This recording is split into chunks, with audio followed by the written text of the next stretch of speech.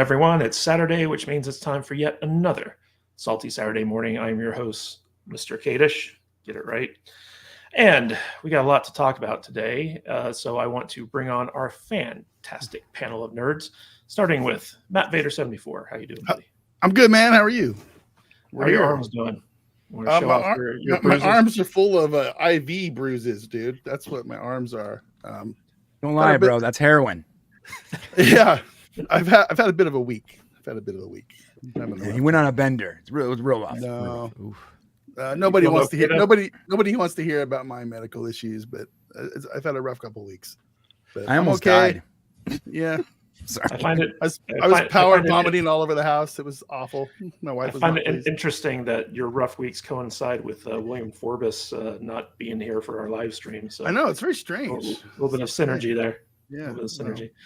And he's here. He's queer. He's recovered from his pneumonia. Ryan from the Popcast, also sporting a brand new spiffy haircut. How you doing, buddy? Yes. What's up, boys and girls? Glad to be back. I have missed my Saturday romps with y'all. Really have. What would you call that hairstyle? That's the Rapinoe? This is a Butch Dyke. I'm now a lesbian. Remember, I can be whatever I want. I am non-binary. Are you gay and lame? Gay and lame? Is that today I'm identifying as gay and lame. Yes, Brian, if you colored that blue, you'd look exactly like Megan Rapinoe with a beard. AKA Bambi. I am Bambi today. I quit. and the shelf master himself, the lover of all things pineapple and pizza, OMB Reviews. How you doing, buddy? I'm doing great. I'm doing fantastic. Glad to have Blaine on with us today. Hey, buddy. Looking forward to talking with him again after the last time we talked. So glad to be back on the show as always. When did Odin start wearing a hat? It was just for today. This is a CRITICLESS hat. I was about to say when I sent him one. Oh, I see. Actually, when I had hair, I was actually wearing a backwards cap like most times, but you know. Speaking of CRITICLESS, Odin, you need to quit shitting on my monster movies. No, just because you like bad movies doesn't mean that Listen, I'm gonna. Those are not bad movies. Those are excellent. The first one's the only good one, man. It's okay. They're fun not movies. Cool, Odin. Not to cool. what? Cool at all. Wait. Not at all. Wait, hold up. What did he say? Wait, what?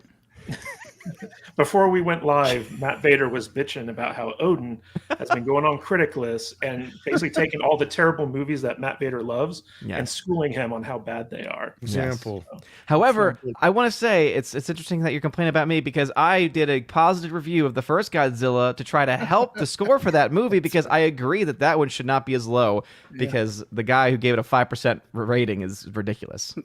Ridiculous. We've got a small army coming together against you, Odin. So it's I'm still confused. I need a better example than Godzilla 98. That's not a movie. No, we're not talking about that. We're talking about MonsterVerse stuff. Yeah. Oh, that stuff's amazing. Shut your mouth. That's right. Just the first one. The other ones are not. You don't Kong understand, Skull Island sir. is garbage. The only No, it's monster not. here It's is amazing. Oh, please. It's the highest grossing one outside of King Kong versus Godzilla. And sporting his own facial hair today is Tom Connors Jr. from Midnight's Edge. You don't know that. It could be a weave. It is weird. That's looking good, Tom. Don't assume I'm trying to copy Matt Vader. You gotta keep it trimmed. a little trimmed. So now I'm all pissed off.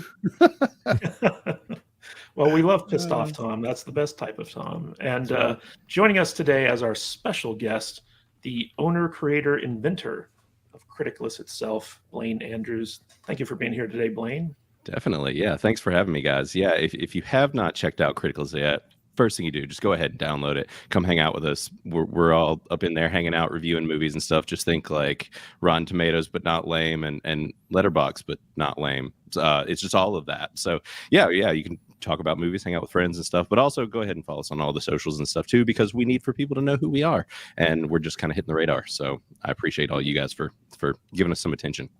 And we want to point out that it's not CRITICLESS, it is CRITICLESS. Yeah. Oh, this is the CRITICLESS guy? That's me. The less official critics, the now better. I'm embarrassed. Wait, you're the guy that sent me an email? Oh, actually, yeah. Well, it wasn't me. It was the guy that works with me, Matt. But yeah, we did email you. Yeah, sorry I didn't respond yet, man. I've had pneumonia for 3 weeks, but I'll get to it. No. I'm hurt, but it's okay. I'll just sit here and bear it for the next 2 hours, I did put a profile up, but I haven't done anything else yet. You guys need to pay. It's all good. You need to pay attention. It's ridiculous. All right, guys, we Trying. need to give some shout outs to everyone who has joined us in chat. We got Cheery Kane, Anthony Mark, Matthew Verlack, Cocho Dragon, Def Row is in the house. Danny's mom Penny is here as well. Shorty Short. We got Wendy Hunter and of course Blaine Andrews from Criticless. We got No Money G and who else? Deleted Scenes. Rec Films Montana. Good to see you, Rec Films. And Mexican Iron Man is also in the chat. Joey's Movie Blog, obviously copying OMB reviews. So just saying. You know what I think we should do with that audience? What's that? Put a woman in it, make it more gay. that is the response to What everything is going that? on right now. What was that? That was Cartman. Okay, make it more lame. Oh my god, that's But- making my ears bleed. It's so loud. Uh, Why is it so loud? I don't know. It's like triggering my earbums. The fuck? but we want to give You don't like women. we want to give No Money G a big shout out because he already gifted 5 Salty Nerd memberships. Oh, it's this nice. morning. No money. Uh, G's a so- boss. He's a total boss, and we really appreciate him. So now, instead of 5 Salty Nerd podcast memberships, we're going to go for 10 new Salty Nerd memberships. Moving the goalpost. Now you're man. just being Come on, greedy. man. Not Just little cool. bit. greedy. A little bit. Hmm. But hey, it's all in good fun. Vader, what do people get when they become members of the Salty Nerd podcast channel? Oh, I hate it when you do this to me. Pictures of Vader's feet. Pictures of my feet. Yeah, no. They get exclusive content from us to them on our various channels. We record 2 different membership videos. One's an audio podcast for the people over on Patreon, and we also do a separate video discussion about a different topic every week that is only available to our members. So, and they get emojis and stickers and all that fun stuff. That sounds And rad. I know. we also want It to is, give a it's shout completely out rad. to Mexican Iron Man, who gave us a $10 super chat, sending respect to the great honorable Mr. Kadish. While on lunch break between clients, I request to be taken into the Salty Nerd Pandaverse, please. LOL. Yes, for all of our Latinx fans out there. Hi, we, Mikey. pander hard. Mike doesn't even watch my show anymore. He's like, that guy's way too Mexican. I'm not doing Way it. too Mexican. And we also want to give a big shout out to all of our fantastic contributors. We have our superstars. And Brian, please mute your mic while you type. I We have didn't William- type anything. That was Yeah, me. that was you? I just assume it's Brian. No, He the wasn't here for tables the have lecture. turned. I'll mute it. Man, I'm glad he's chewing you guys out this week and not me. I get tired of that shit. I just got back, Matt. I'm not going to let you live down that leaving us hanging 1 minute before Yeah, show but say time. how much know. advance notice did you give us there, Brian? Yeah, exactly. 3 minutes. A whole. To be wanna fair, give- I couldn't actually get out of bed. So want to give a big shout out to William Forbus, who is still our top super chatter for $500. And we also have Scotty Dub, Bob Dorsey, and of course, a big shout out to the AstroNerdBoy as well. And our loyalist Joker Voice and Mexican Iron Man, the guys who are always giving us very consistent donations. We appreciate you guys. And of course, our top gifters are WG and Jillian N. They have gifted so many subs.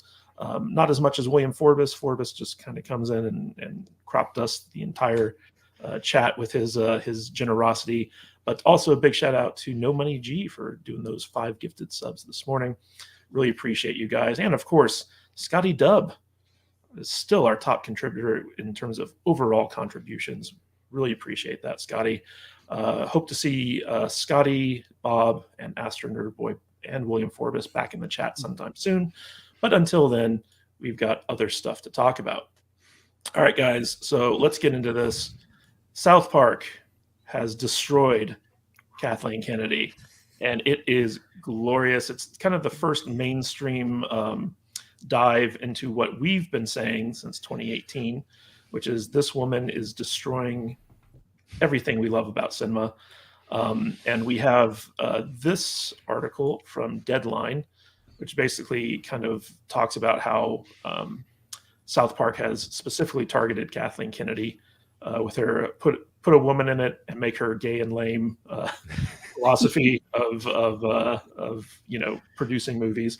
But what was really big, and Matt Vader texted me about this morning, and I'd actually seen this previously, but Gina Corano has come out publicly and kind of made this big tweet in response to this, which basically details what Kathleen Kennedy did to her back when she got canceled for that tweet that she put out.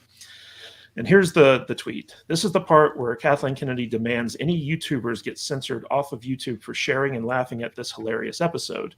She'll have YouTube disable the thumbs down option because of the ratio she'll receive, and she'll have her publicist ghouls make sure Variety and Hollywood Reporter run hit pieces about the South Park creators and their families, smearing their names through very useful idiots she has under her thumb, who would sell their soul to work for Lucasfilm. She'll activate her online mob to repeat that the South Park creators are racist, bigot, transphobes, and demand the South Park creators publicly apologize by not only using words that she approves of, and finally, she'll demand they subject themselves to a re-education course of 45 people in the LGBTQ community Zoom call to sit there and listen of how badly they got their feelings hurt all over the little boop of a South Park episode. But maybe just this jig is up. And that's a very telling tweet, because we've known for quite some time now that that's exactly what Kathleen Kennedy did to Gina Corano. And this is really the first mainstream instance of Kathleen Kennedy being publicly called out in pop culture by the establishment, essentially, which is Paramount Pictures, Comedy Central, South Park. And this is the type of thing that puts this into the public consciousness. And so now I think we're going to start seeing a lot more people taking the anti-Kathleen Kennedy stance. And this might actually affect some type of change over at Disney. So I want to get people's reaction to this, but I want to start with Blaine. Blaine, Criticless is famously a free speech forward platform. You can go on there, leave your honest opinion about movies and not have to worry about getting your account deleted or whatever.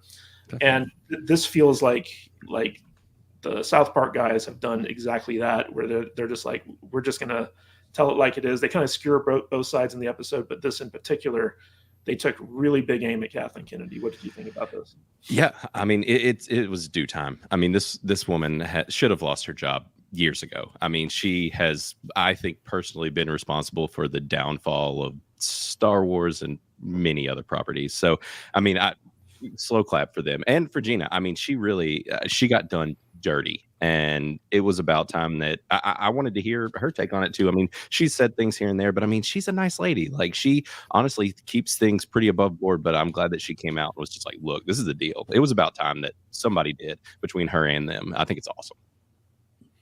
Now, Tom Connors, you've been a big proponent of South Park for quite some time, and also a big critic of Kathleen Kennedy and all that stuff. What's your take on the Panderverse in general, and what do you think of this episode in particular? Probably. Well, actually, it's a special. We got to be clear about that, because Paramount's being sued over this whole thing. So, got to keep it real. But the Panderverse special, I thought, was probably one of the better South Parks we've had in a while. Now, they had some moments where they were kind of floundering after the election, because they painted themselves in a little bit of a corner. But for the last season, and since there was the Streaming Wars one, that was the one that I thought they really kind of hit their stride again. And this is just spot on, bang on. Even the stuff that they're making fun of us, I mean, we're fair game, and they're pretty much right. I mean, do all of us constantly bitch about woke stuff? No, but there are some of us who do. So it's very much within line. But other than that, I mean, there wasn't much they could really come after us with. The rest is purely on Kathleen Kennedy and Disney.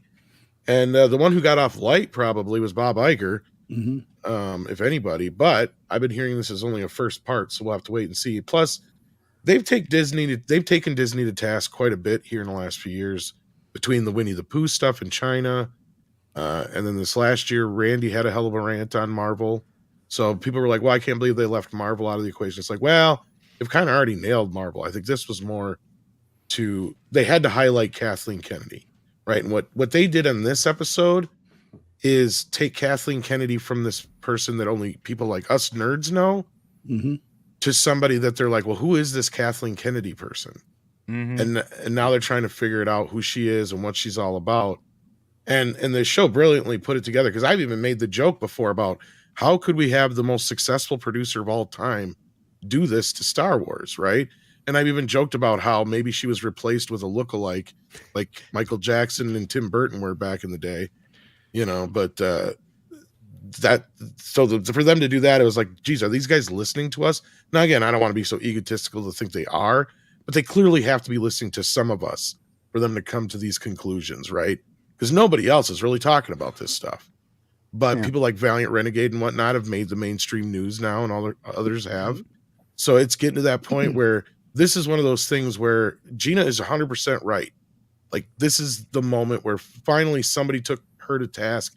And the fact that they are not afraid of her is even bigger, because Kathleen Kennedy, do not forget, as Gina just pointed out in her article, she will come after you. She is the most powerful producer in Hollywood, right? And she sees her power slipping away with stuff like this. And I think Gina really speaks to her character.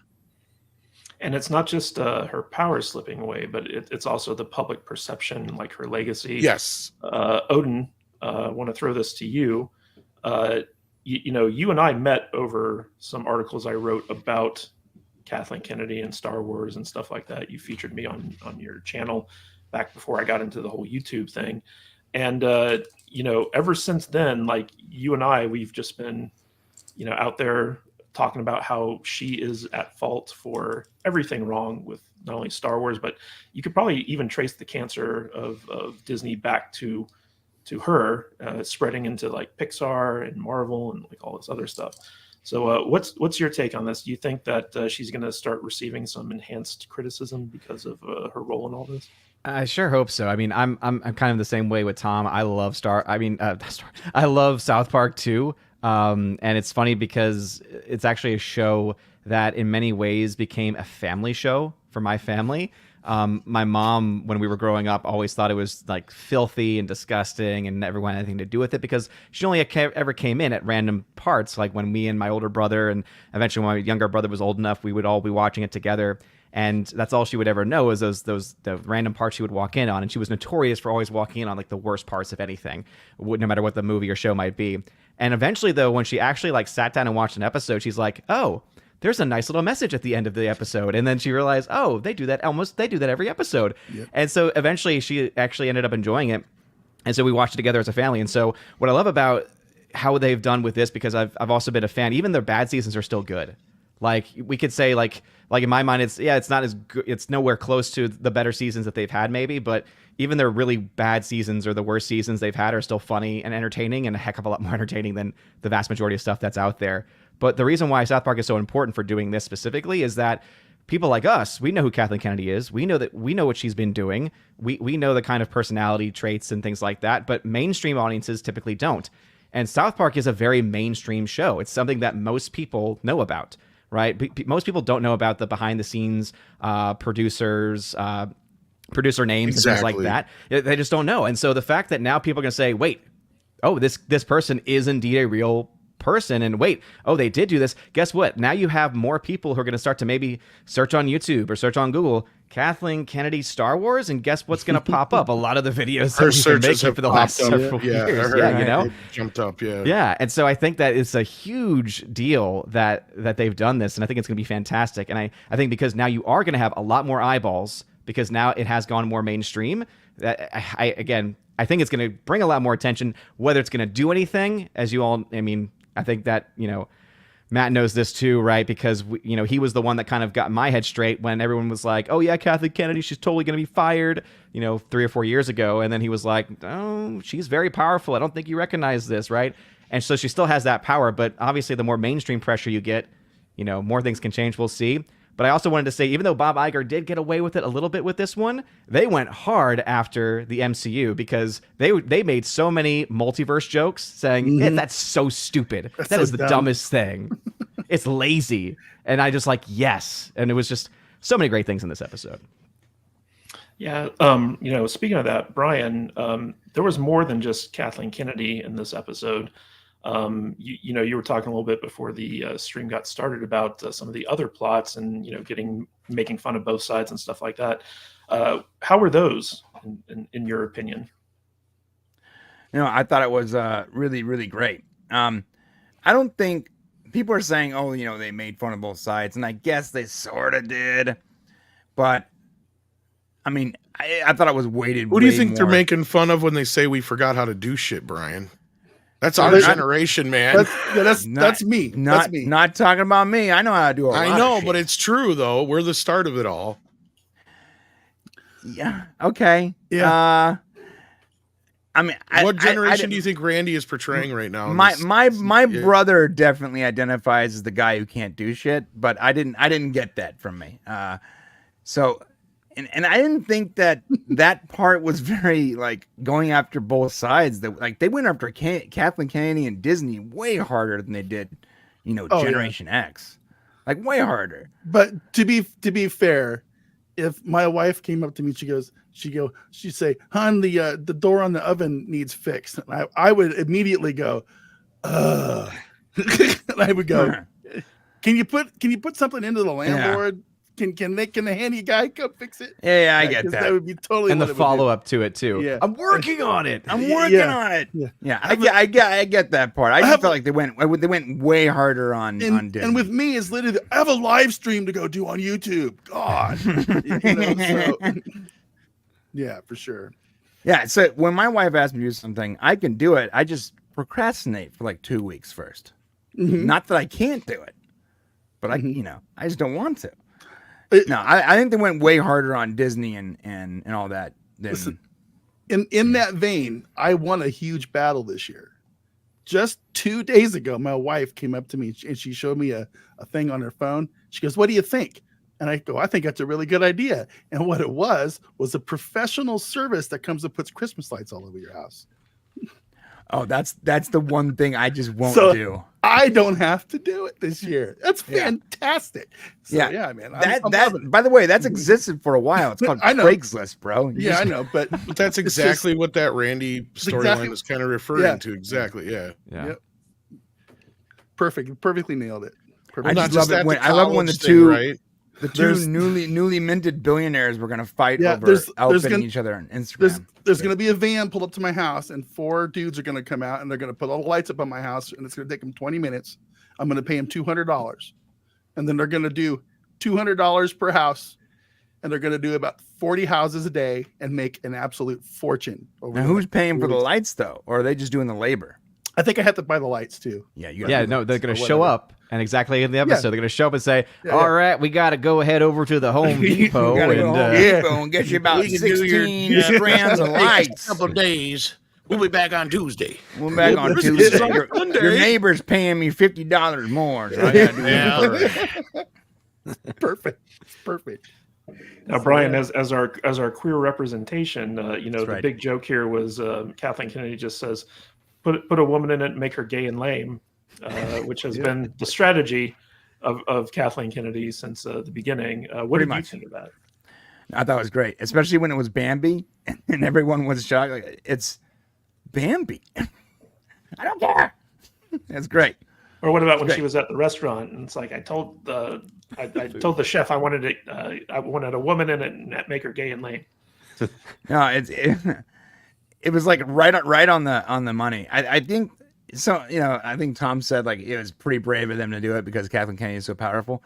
I think you're right, but I also think that Trey and Matt have never given a shit. No. Well, they got extra money too. Yeah, they don't care about anyone. And in fact, if they feel slighted by you, they go after you harder. AKA John Edward, anyone, the biggest douche in the universe. Oh yeah. Even before they had money, they went hard. They've always been like going after everybody. Cruise. And what I love about that is they're what comedy used to be, where everyone was fair game. You went after every single person from every perspective, and that's why everyone could laugh at it, right? It didn't used to be that comedians were, oh, here's your left-wing comedians and here's your right-wing comedians. It used to be, oh, no, here are your edgy comedians, and then here are your like safe by the numbers. Like that was how it was distinguished. Now it's become political. It's very reminiscent of the old school Johnny Carson era late night comedians, because they'd come on there and they'd skewer everybody equally, you know. Yeah, And that's fine. We're all able to laugh at ourselves and stuff, you know. It's been very one-sided here lately this last few years, you know. So yeah, bring it on. I'm more happy for it. Let me ask you, what did you think about Gina Carano's response to all this? I thought that was a nuclear bomb, to be perfectly honest. I bet she's probably been wanting to get that out, or an excuse to get that tweet out, for a very long time. You know, good for her. Good for her. That felt just like a cataclysmic shift in the culture wars happened in the last 24 hours, to be perfectly honest with you guys. You know, it was a weird moment when this thing came out, and all of a sudden, and it was kind of a really slow buildup, because yesterday, you know, you have people, watch it. It was fun. It was really cool, you know, funny, haha. And then this morning I woke up and Gina had that thing put out, and I'm like, God dang, it was just boom, you know. And I feel like you guys said, you know, there's going to be more eyes on this thing. People are going to wake up and realize what's going on out there, you know, and it's going to encompass the whole thing, from the whole redhead thing to the putting the brown lesbians in all the stupid movies, you know. So whatever, man, it's nothing but good. Yeah, so. It's great. So Blaine, do you think that this might actually get Bob Iger to maybe get Kathleen Kennedy to step down? Man, I hope so. But I mean, it seems like she's just this impenetrable god that just bulldozes anything and everything. I mean, it's like, I mean, all of us have been talking about, you know, screaming her from the mountaintops. And like you said, somehow we've gone how many years and nobody really still knows until an event like this happens. And how did it take Matt and Trey being the first people to skewer her with how long we've been putting up with this? I mean, there are people operating on the fringes here who you'd think would have said something, but it's like, this woman will nuke you from outer space. So it's just kind of like, I don't know if anything's really going to come out of it. Like she's tough, man. I would love for Iger to do something, because I think, I mean, if you just take a look back and look at like the money and just how much she has been completely comfortable just crapping all over the fans, and then allowing the people that she hires to crap on the fans. It's like, how long do you let people disrespect your IP, kind of like this Snow White thing that's been going on, before you're just like, nope, you're done? Like, Iger needs to just give her the boot. I mean, it's about time. Yeah, and I think everyone was correct in their assumption that it took someone who didn't give a crap and wasn't scared about, you know, the power that she wields in order to say this, because there are a lot of people out there who work in the industry, and if they dare call out Kathleen Kennedy, it's like their career is essentially over. They get blacklisted. You can't get canceled twice, right? So what has she got to lose? So. Well, it's not just Gina, it's Matt and Trey, essentially. Well, I mean, they drew Alla, so I mean, I'm sure at this point they're like, look, if we can survive that, then hey, we'll go after Kathleen. All right, we got a member chat from Coach O'Dragon. South Park special gave me a good laugh. I didn't mind if they mention you guys. I think it shows the bigger problem that started this, which Iger caused. Iger is definitely to blame there, and I think he got off a little bit easy in the episode. Real quick, we also have they kind of let us off the hook a little bit, because Cartman's the one who wrote all the letters. Like, that's kind of the the joke. Even though Kathleen Kennedy's blaming all of the internet and all that kind of business, it's just Cartman who did it, really. But yeah, no, go ahead. Sorry. So we got Fluffy Panda for $5. Hats off to South Park, the last bastion of comedy. SNL hasn't forever. Late night hosts are a joke. Most comedians won't dare. Gina is a savage. LOL. And Fluffy Panda also did their member chat. And thank you for being subscribed for 6 months. Gay and lame. Meet Brian, Kathleen Kennedy. Problem solved. Son of a bitch. I knew we were going to do it, man. Gay and lame. Gay and lame. Make Brian gay and lame. Unlimited Power member chat for 4 months. Are J.J. Abrams and Rian Johnson terrible directors, or is it just what they did with Star Wars? I watched Super 8 today, and it was pretty fun. No, they're pretty terrible directors. J.J. destroyed Star Trek. And if you look at Rian Johnson's movies, none of his movies are very good either outside of it. So that's just my opinion.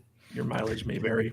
I like Brick. I like Super 8. I was going to say the same thing. You know, Dude, I thought Brick was way overrated, and As a Super writer, 8 I could see why you would think that for sure.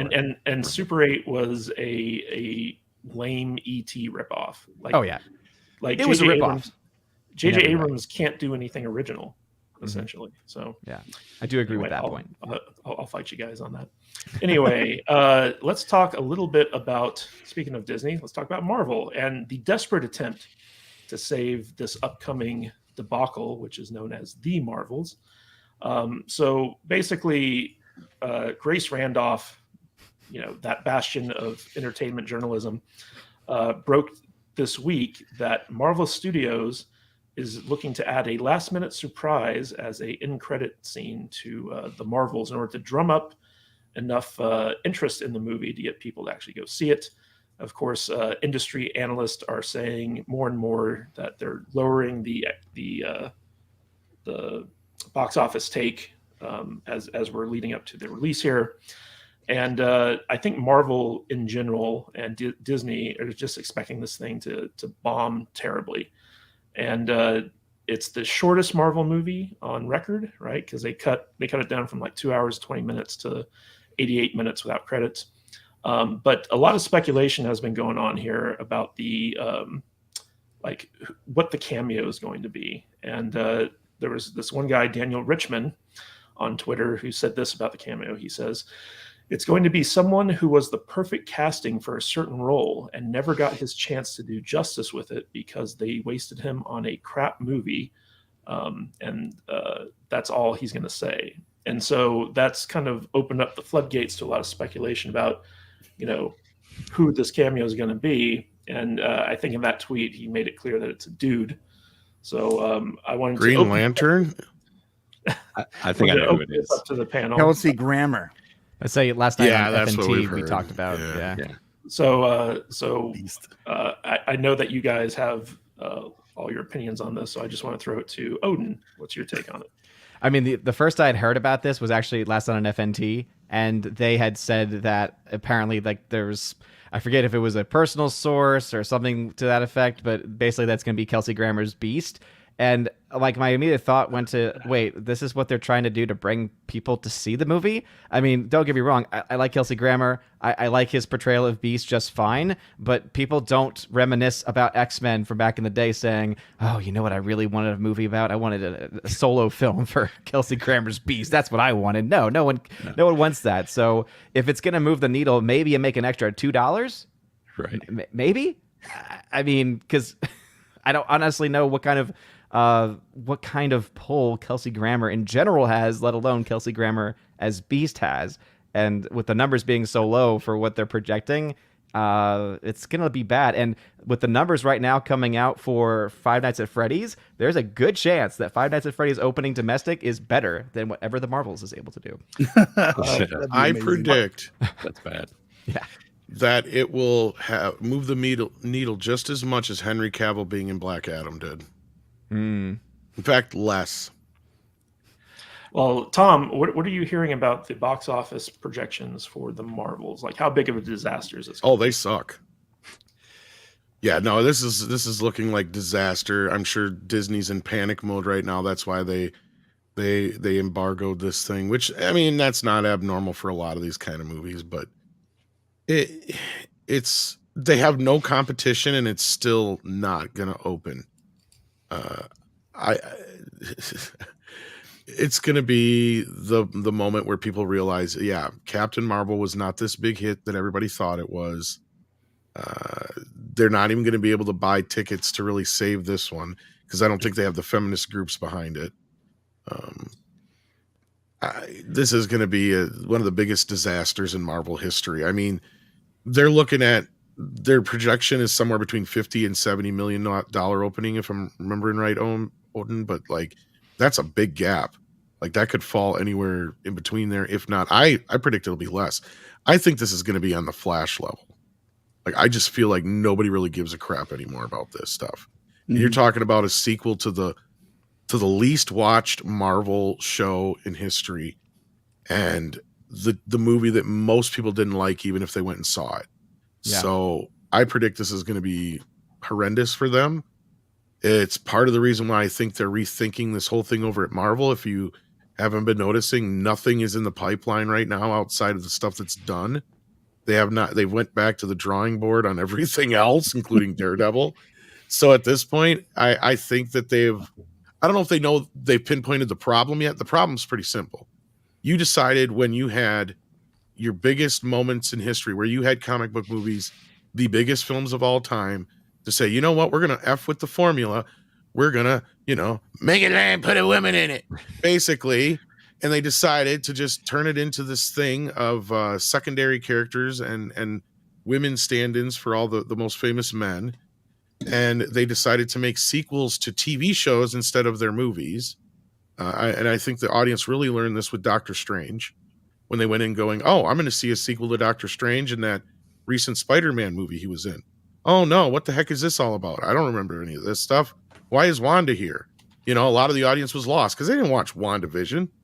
Like, how many people watch WandaVision? 4 million people? That ain't shit. Ain't nothing. So at the end of the day, this movie is screwed. This is probably why they're revamping everything over there. And it'll be interesting to see what they do. Plus that and the Jonathan Majors business. But yeah. So, Brian, as our resident genderqueer Latinx representational shield, we have a movie here where we have a female lead character, a black female character, and a Muslim female character fighting a villain who's also a diverse female character. And do you think that this failing will signal to everyone that, this type of thing just doesn't have an audience?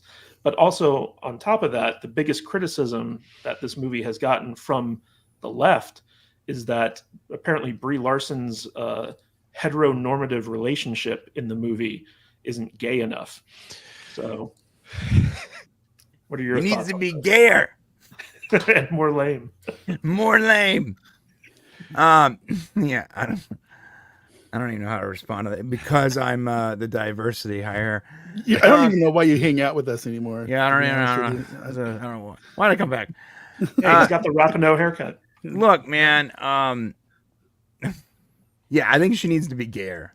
That haircut. That haircut. Get the hair back up. It wasn't gay enough. I need more Butch Dyke. That's what I need. More of that, please. I don't know. The movie doesn't look very good. I feel sorry for. I have a hard time pronouncing her name, but the little girl in it. What's her name? Anyone know here? Ms. Marvel. Yeah. Okay, Ms. Marvel. I feel sorry for the actor that plays her because she's sort of based. She actually gave Captain Marvel a rating of 1 star, and they found her profile. She's been tied to this horrible franchise as this like budding actress, and I feel sorry for her because she's not bad. Who are you talking about? The chick that plays the young girl, Miss Marvel, Kamala Khan. Yeah, Kamala She gave Khan. the movie. She gave the first Captain Marvel movie a 1 star. 1 star. Yeah. Oh my god, that's hilarious. Was it on CRITICLESS? Right. That's where she was able to tiptoe It was around. on Letterboxd. So the thing is, I feel so sorry for her because she's not bad. She's sort of charming. She's not a bad actress. She's young. She's still coming into her own. And like this is her first like big outing is with these 2 horrible characters that no one likes. And that sort of sucks. The movie doesn't look great. Listen, Beastie Boys can't save every trailer. So like we need to stop trying with that. I like Beastie Boys too, but like that just because you have a Beastie Boys soundtrack doesn't mean I'm gonna watch it, guys. They put out a new trailer this morning or yesterday that was more serious. It actually had an orchestral score to it, and you had Thanos, doing a voiceover from Endgame to kind of set up like, ooh, this new girl boss villain is the new Femme Thanos or something like that. Bro, they're really pulling out tricks. all the stops. They're bringing Thanos back, dude. That's like No, break well, glass they had and a trailer, trust yeah. emergency. it had a bunch of clips from like previous MCU movies. And so Oh like my to me God. that's them saying like, okay, we recognize now the first film only made money because it was of how it was connected to Endgame. Let's try to bring that connection back in some way. And it's like, no, that's not how this works. Because you remember literally when we were sandwiched it between the two biggest Marvel movies of all time. Yeah, that's why it made money. That's crazy. So, Blaine,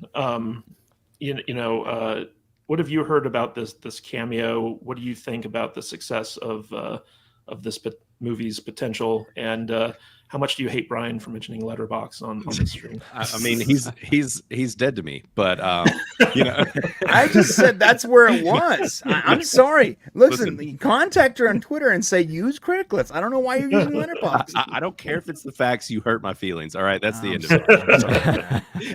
You're still mad at me because I didn't respond to your email. I get it, bro. No, I'll you're reply. I promise. No. Yeah. I thought about this last night, actually, speaking on the cameo. I think I have it figured out. And I think what they are really doing is they are really digging deep and trying to pull people. I think it's going to be Harry Styles. I think they're going to bring Harry Styles in, who showed up at the end of the Eternals, which was a garbage movie. It's a dude that was in a cameo. Like, it's in the space realm. What if it's freaking Harry Styles? I haven't even seen Eternals, to be honest. Well, It's like the one film I That's didn't right. see. Harry Styles was like well, Thanos' cousin or something, right? No, it was funny because at the end of the Eternals, when he made his cameo, I was like, "Who's that?" I had no idea who Harry Styles was. Yeah, it's funny because like the reveal was like, "Oh, look who it is," and all of this like middle-aged comic book nerds are like, "Who the fuck is that?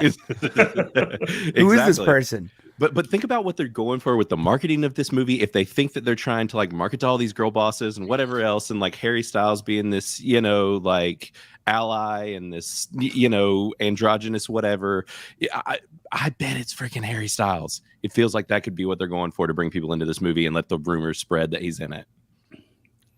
That would be interesting. Sorry, but didn't they had to have filmed the cameo like last year? Right. Which, I mean, they could have, or it could have been filmed from like Guardians or something weird, like one of the other space movies, because that's where he was coming from with the Eternals. That no one cares about that character. That'd be so stupid. Well, they could have filmed it last week, I guess. I don't know. Right. Matt Vader, Yeah. what do you think about the cameo idea? Do you think it could save this movie? No, not at all. I mean, nobody cares about Kelsey Grammer Beast coming on here and doing. It's not true. whatever I he love does. Kelsey Grammer. But come on, man, those movies aren't that good. I mean, nobody. That's not going to like get people in the seats to buy a ticket just to watch the end credits for that. Yeah, that's I true. think that's not going to happen. I don't give a crap if Beast from the 2002 X-Men not at all. movie is in this movie. I don't care. Maybe if it was Deadpool and Wolverine coming in and doing a little comedy skit at the end. That'd be I I would watch might that. consider coming in to watch that, and I'd probably come in at about an hour and a half point in the movie just to sit through the credits. Buy No, a ticket I'm just to watch the end I'm just here credits. for the thing at the end. I'm just here for the thing at the end. I don't care about that. Jesus, bro. I got to thinking about Kadish when he described, the three the people that are the main characters of the show in the diversity hire big villain. What they really should have done is had the big villain in this movie be like a Trump ripoff. It should have been some Right? giant orange guy. Like, some with giant like, orange guy with like fire hair. Yeah, I am the baddest. Nobody. I am the baddest in all the universe. I am the most evil in the person in the I'm universe. gonna build a wall around Earth.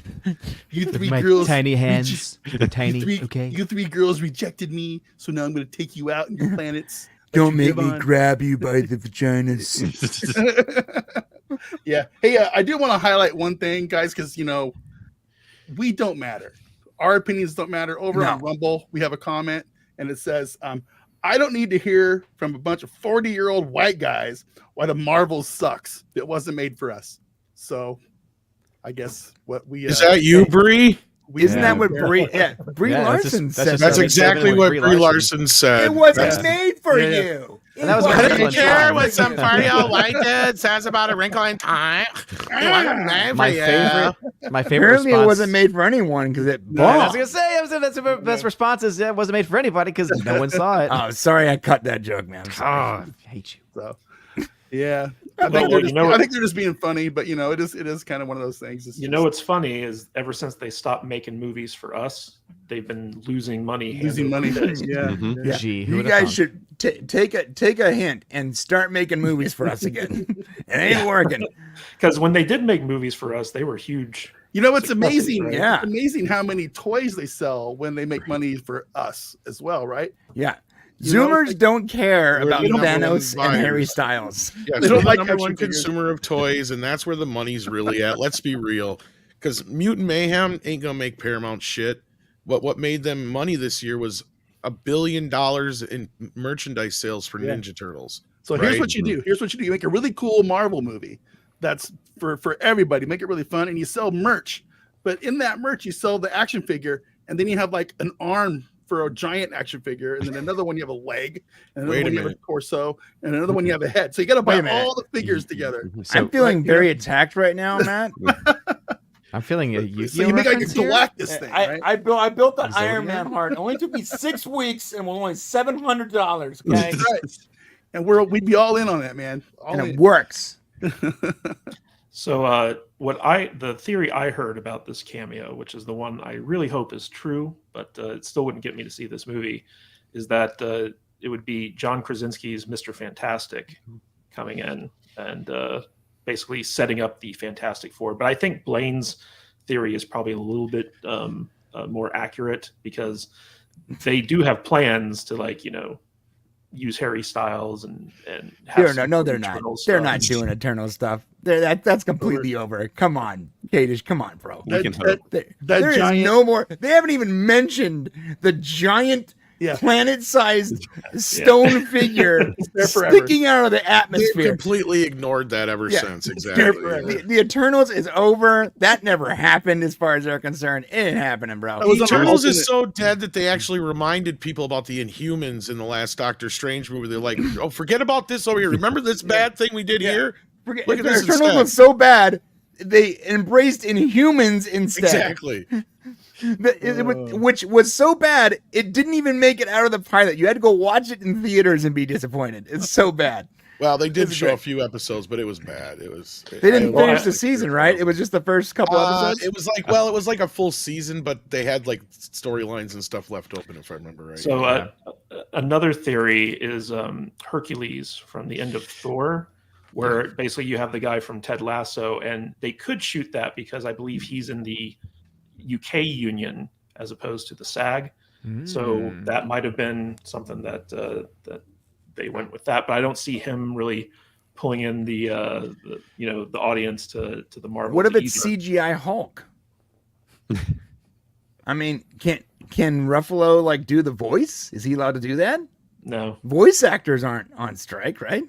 no, or they his are. son from the She-Hulk show. I mean, listen, we could really pull deep here. Oh, Oh, God. It's Yes, let's it's the bring all Kevin of She-Hulk. Feige robot, whatever Yeah. that.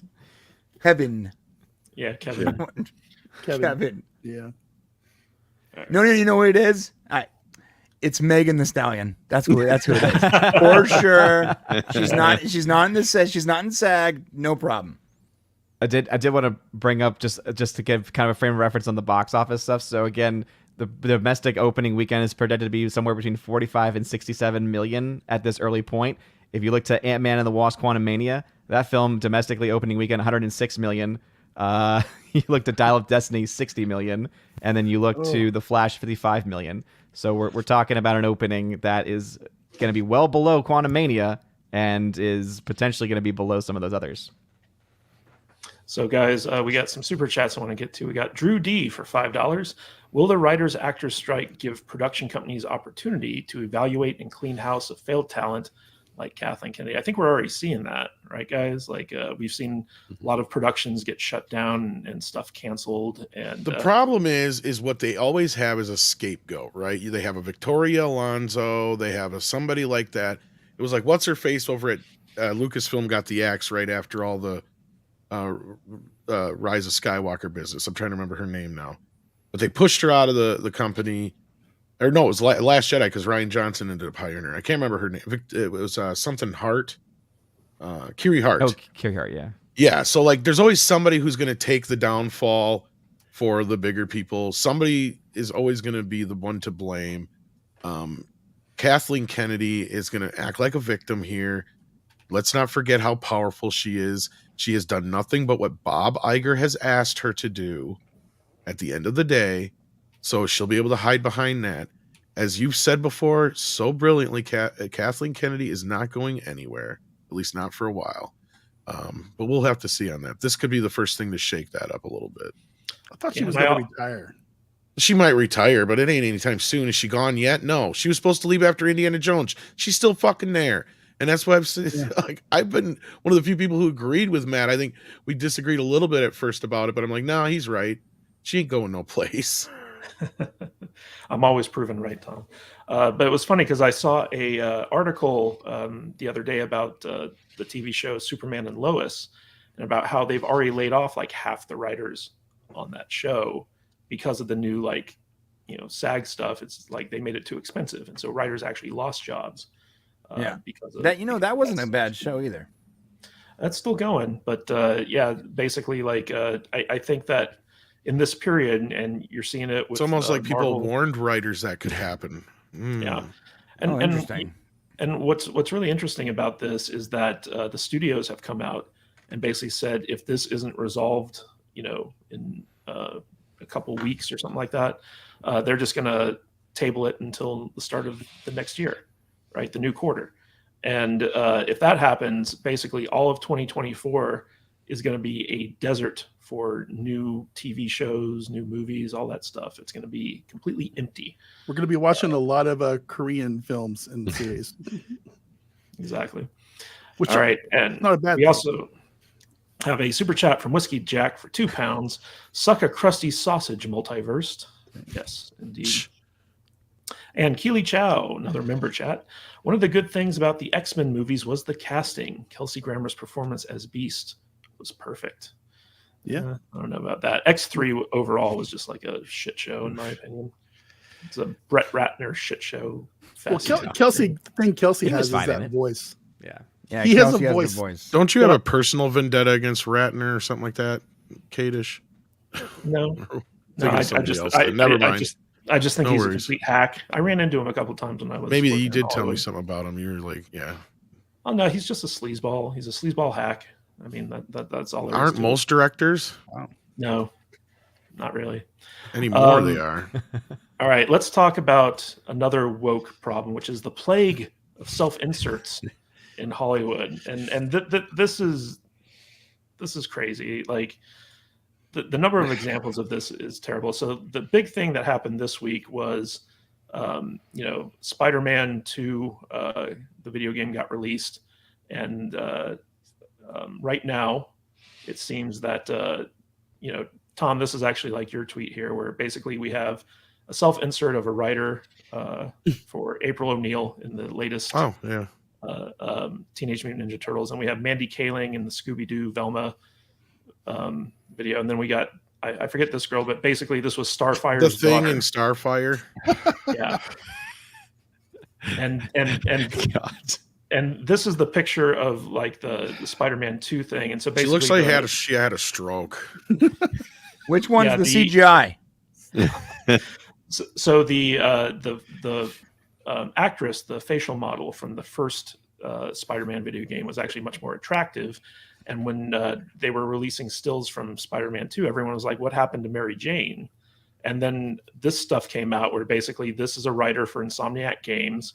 And basically they took her and swapped out the original face model with her face for reasons unknown. But also, I'm sorry, but shout the one out- on the left looks like it's AI or something. big shout out to Huff for this one over on X. He says, periodic reminder that nobody will ever match Kathleen Kennedy for self-inserts. This is true. or properties Oh, she didn't create. And so like this is more like make them gay and lame type things, where basically we have numerous examples of filmmakers or people associated with making big name properties literally putting themselves into those properties, and it's always women. So Matt Vader 74, what's your take on this phenomenon of self-insertion? If that was Mary Jane when I was growing up, I wouldn't probably be married to a You redhead. totally right now. left a self-insertion woman joke right on the Dude. table there. Yeah, you really did. I can't let it slide. Yeah. Okay. Thank you. Go Of to course, Tom. because women are the ones who are best at self-inserting. Wow. Okay, I had to. And now that we have was- sound effects. That was filthy. What is wrong with But it was brilliant. this? This is a PG-13 show. No, it's not. Says Um, who? Hey, but that like was I said- 1987 PG-13.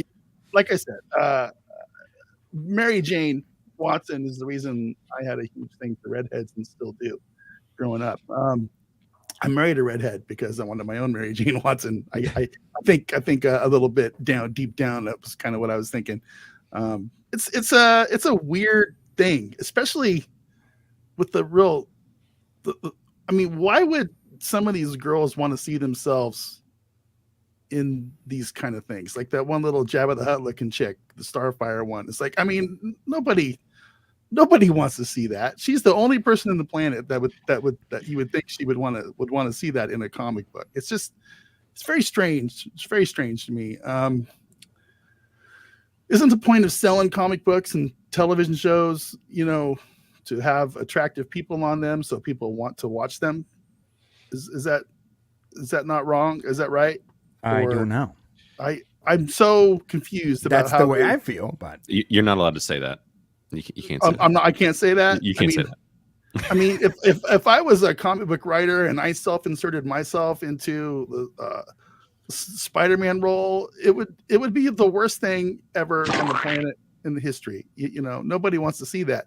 No more than anybody wants to see these women putting themselves in these shows and these comic books. It's kind of gross, kind of disturbing. It's very it's a very selfish thing on their parts. I think they should be more interested in making money and making a successful show or comic book or book or whatever than getting the thrill of putting their own face on something. I don't know. So it's just very weird. Brian, why do you think all these female creatives seem to insist on inserting themselves into these properties? because they're narcissist. Yeah. That's it. They're narcissist. They have to be. I'm with Vader. I'm tired of everyone being so goddamn ugly. Yeah. Can we get attractive people back in TVs and movies? It's bothering me that every Emmy awarded show, the best show of the year, is a bunch of super ugly people. Look, if I wanted to watch ugly people, I would go look in the mirror. I am not an attractive person. I watch TV for the lols and for the attractive people. Can I get attractive people back? You know why the X-Men comic books were so popular back in the 90s? Because they all had huge tits and wore skin-tight outfits. But dunks everywhere. Everywhere. I remember being 15. I couldn't walk by one of the comic book stands without getting a little bit of Woody every single time. All the dudes were cut like Superman, six-pack abs and just chest like Dudes crazy. made you what now? No, and all the chicks were supermodels. Just boom, boom. Yeah, and everybody was hot. Everybody. Yeah, I bought comics based on how hot the cover was sometimes. Yeah.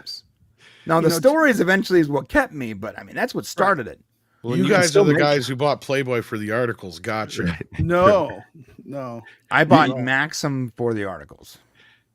Yeah, I mean, Maxim you had can some good still do articles. it. You can still do it with hot men because it's still allowed though. That's what's crazy. But you can't do it with hot women because of the male. Can't have hot gaze. chicks anymore. I mean, even the dudes are all soy based life forms these days, right? I mean, everyone's like, you got to watch that show Billions, and I'm like, I turn it on. I'm like, why is everybody so fucking ugly? Everyone in this show is ugly.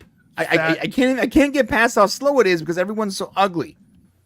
I mean, if the six of us were in our own comic book or television show, I would not watch that. I wouldn't watch that. Yeah, I would.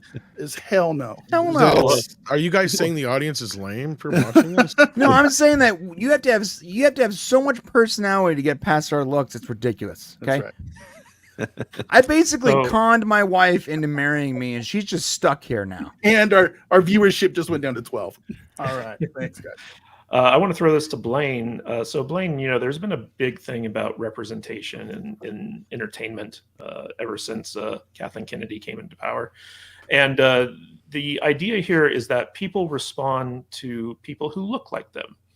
Right. And we've had a lot of things where it's like, oh, well, if you don't have a person of color in the role, then people of color don't want to see your movie because they can't relate to it. If you don't have a woman in the role, like, people don't want to watch it because, you know, women need to see themselves on screen instead of hunky men or whatever.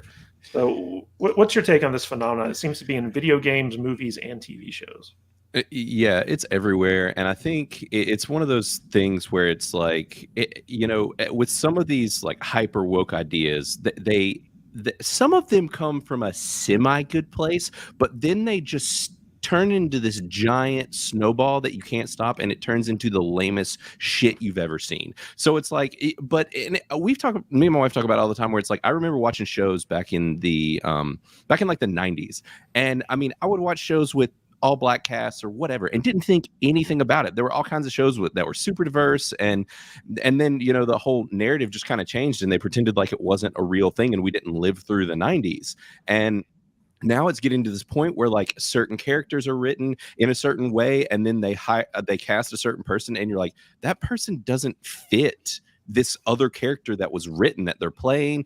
And there's just these unrealistic scenarios just because they're trying to reach these diversity hires. And it's a really strange thing that is just seems to be doing a lot more harm to actual art than helping. Whereas if they had just like toned it back, you know, it could have been a much better scenario. and it's gotten out of control. But all of this woke stuff does, and then it just ends up turning out to be super lame and uninteresting and really just destroying whatever they do it with. Gay and lame. Yeah. Gay and lame. You know, Tom, we had a big backlash when the Teenage Mutant Ninja Turtles trailer came out, and you pointed out here. Can you explain to us who the new April O'Neil was based on? Oh, I don't remember her damn name, but that whoever that chick is there in the picture, basically. And frankly, it was just a self-insert, and this whole self-insert business is stuff that I have griped on for years. Because to me, it never made sense. It's like, look, to me, and this goes with the South Park episode too, it's a lazy problem. It's an inability to understand how to create characters and make them compelling. The only way they think they can make characters that are relatable is by putting themselves in there. And it's the other side too, where they're like, well, we need more representation. It's like, well, what are you representing? Right? Because at the end of the day, a good writer can make you relate to just about anything. I loved Short Circuit because I could relate to number 5. I was 6 years old when I saw that movie. He's like a 6-year-old. He sees the world like a kid. He wants to know everything about it. He's brand new to this stuff. You know, same thing with Rocky. I was like, 4 or 5 years old when I saw Rocky? I wasn't a 30-year-old Italian should have been boxer who's a bone crusher. Right. No, but you watch that movie, you feel inspired by him because he's an underdog, right? There's stuff that you find about characters that you can relate to. Luke Skywalker is one of the most relatable characters in the world, because what does he want? He wants to get out from underneath the shadow of his family. He wants to be his own person. He wants to get out there into the world. Rey is the absolute opposite of that, and nobody ever really points that out. She don't want to go nowhere. She wants to stay there. In fact, the last thing she wants to do is just disrupt anything, right? The only reason Luke stays around is because of a sense of responsibility. She just stays around because she's got nothing fucking better to do, and she don't want to do anything for anybody but herself. And that's almost every one of these women. And they did this Lego deal where they tested how boys and girls play with toys, and that really feeds into a lot of this, because girls always wanted to self-insert themselves into everything, and boys tried to learn everything they could about the characters, and so they could act like them properly, right? So like if you want to be a cop, you want to learn everything about a cop. You want to be a fireman, you want to learn about everything it takes to be a fireman, all that kind of stuff. Now, women, on the other hand, they want to come in and change it to where it's accessible for everybody. That's exactly, and I'm not saying it's all women, but this is the problem we have here, and this is where the woke mentality has come in, and this is where the whole Kathleen Kennedy thing from South Park comes into place, because she thinks you're making it new and different by just putting a woman in it. No. And that's where they're saying it's just dumb and gay and lazy. That's what it is. It's stupid. And you think that you're being original. No, like Blaine just said, it's like they never grew up through the 90s. It's like, did you guys not forget we tried this PC shit then and it didn't fucking work? Yeah, it didn't work. It didn't work. You know what's funny, Odin? So like in this isn't just for like movies and TV shows, but I noticed that in the writing world, as a novelist, often a lot of female authors would have these self-inserts, most notably, the Twilight Saga. the was it the Harry Potter ripoffs that are out there with Fantastic Cassandra Beast Clare and stuff like that. So like basically it's very common for women to make their main characters basically self-inserts of themselves. And as more women seem to gain, traction in Hollywood, this becomes a bigger and bigger issue. And Tom kind of nailed it, where it's basically like men want to see like interesting original characters that maybe they could aspire to become, and women just want to see themselves because like that's just how they operate. So do you think that there's any way where this trend will actually like increase, or is there a way to dial it back? I mean, I think the levels are probably going to end up just staying the same, because I think there's a biological component to this. I think that if you look to just how, most women are as far as their view of self, right, and just the view of self-image, it is a very different way of looking at yourself, whereas, men have a different perspective. So I think that, one of the things kind of going back to what Tom was saying was, again, I think that's absolutely right about the kinds of stories, the kinds of things that you want to see on screen. And when it comes to women, oftentimes it is they actually do want to see themselves on screen. They actually do. And I think that's also why you had major success for a film like Barbie, for instance, because it was able to kind of connect with them at such an emotional level, to the point where they were, gone. They went in droves to a film and they were an audience that really has not been used in that way very often. Not only that, Barbie's the ultimate self-insert toy. Yes. Too. Yeah, absolutely. And so I think that's a big part of it, but I think it's also our culture. I think that you've also seen a huge shift in the culture too, because I think you're now seeing the, quote unquote, male feminists as well, who are also starting to do very similar things too. And I think ultimately it comes down to just the way in which the way in which our egos have grown, and the way in which hyper individualism has also grown too.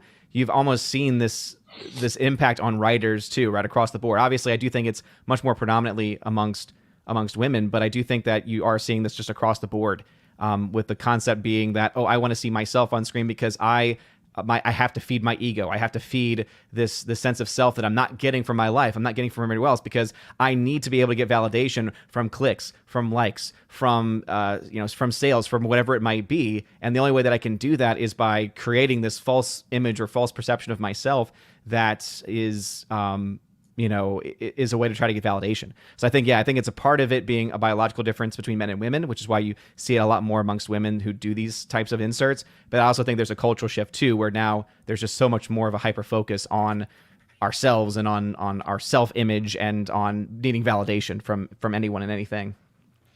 So it's the hyper-feminization of all culture too. Sorry, but yeah, it's happening across the board. So it's like we're trying to get rid of the masculine, and we're seeing that represented everywhere. Also, I want to open this up to the panel in general, because one of the things that got me in a lot of trouble a couple of years ago was complaining about the lack of sex appeal in a movie like Birds of Prey, right? And I noticed in the early trailers for the Marvels, remember that. Yeah, in the early trailers for the Marvels, they went out of their way to show Brie Larson in a very tight-fitting outfit, like a tank top that showed off her fake boobs very prominently. And so it was like a subtle way to kind of add some sex appeal into the actual trailer. And with these self-insert things, do you think, Brian talked about, I'm sick and tired of seeing ugly people.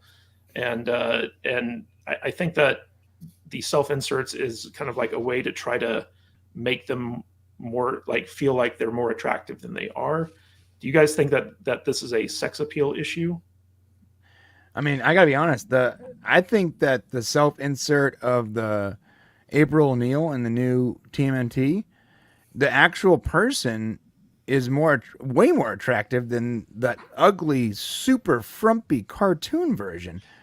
Like, there's definitely a resemblance, but like the person is not ugly, but the cartoon was hideous. It's crazy. Like, I don't understand why it was so frumpy. Is that the best version of yourself? Why'd you make it a super frumpy, ugly person? So weird.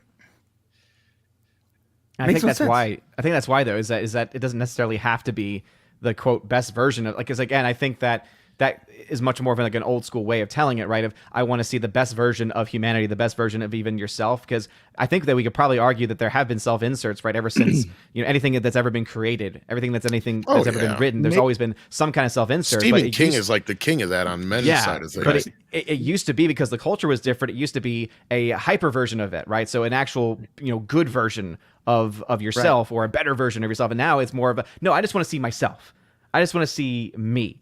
And so I think that's another part of it too, is why you're not seeing, like when she sees that, she says, oh, that's like a cartoon version of myself, and so I think that's why she would be like, I'm happy with that. So you know how the logo on my Unleashed is like me and my brother? Imagine if I made him like super fat with messed up teeth. Like, of course I'm not going to do that. I'm going to make like my inner version of myself, which is like the best looking version I can possibly consider. Well, you need to make a new one with blue hair. Well, I was going to say, maybe these women that are doing these self-inserts are just getting back at the mean girls that picked on them when they were in school. Because we also just kind of let this one slide, where basically like Kathleen Kennedy in every single Star Wars property, and even Indiana Jones, has basically put herself in these movies, and she just keeps getting away with it, right? Yeah, she clearly has a type. Gay and lame. She really does. She really does. I was gonna say I've got a perfect scoop for you guys. I might as well go public with it now. I can publicly announce my self-insert that was kind of accidental. How dare you? Yeah, I did it in Criticless, actually. I was getting these artists to create like all the backgrounds and banners, and this one guy who does like anime style art, I had him like, I was giving him some ideas and whatever, and he came back to me and he's like, I need like character models. I typically base everything I do off of like real people. And I was just like, I don't know. And it was the first art I'd ever had done for the app. And he was just like, come on. And it was this cowboy. And he's like, I need someone to base it off of. I was like, I don't know, base it off me, I guess. And he did it. And I didn't think it would look that much like me. And it definitely does. I was like, shit. I was like, how long before people figure out that I just like put myself in the app? But anyways, that's my self-insert story. So it happened. I'm ashamed of it. And it's real. All right, guys. So let's do Dennis Wright for $10. Hey, Vader. I know you are a believer in aliens. Do you believe in a multiverse? How many Vaders are there? Can there ever be too many Vaders? Technically, every decision you made or didn't make, string theory makes a different universe. There's a Vader out there that's a president of the United States, and there's one out there with who's a porn star. I mean, anything. They're all out there. Dude, I'm confident in myself, but I don't think there's a single version of myself that's president of the United States. There's infinite possibilities, man. I'm still trying to wrap my head around. Maybe there's a wealthy version of me out there. I don't even know. Maybe.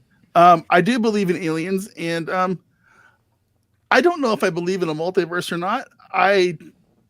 Until I'm we okay invent with it. time travel, I'm kind of like, I don't know about that. Yeah, I don't care if there is. I think it's kind of an interesting concept. And I think there's actual science people out there that are actually trying to figure this out, right? For real. There's definitely a version of me out there that plays soccer. I can guarantee you that. So, right now. there can't be too many of us out there. I mean, whatever.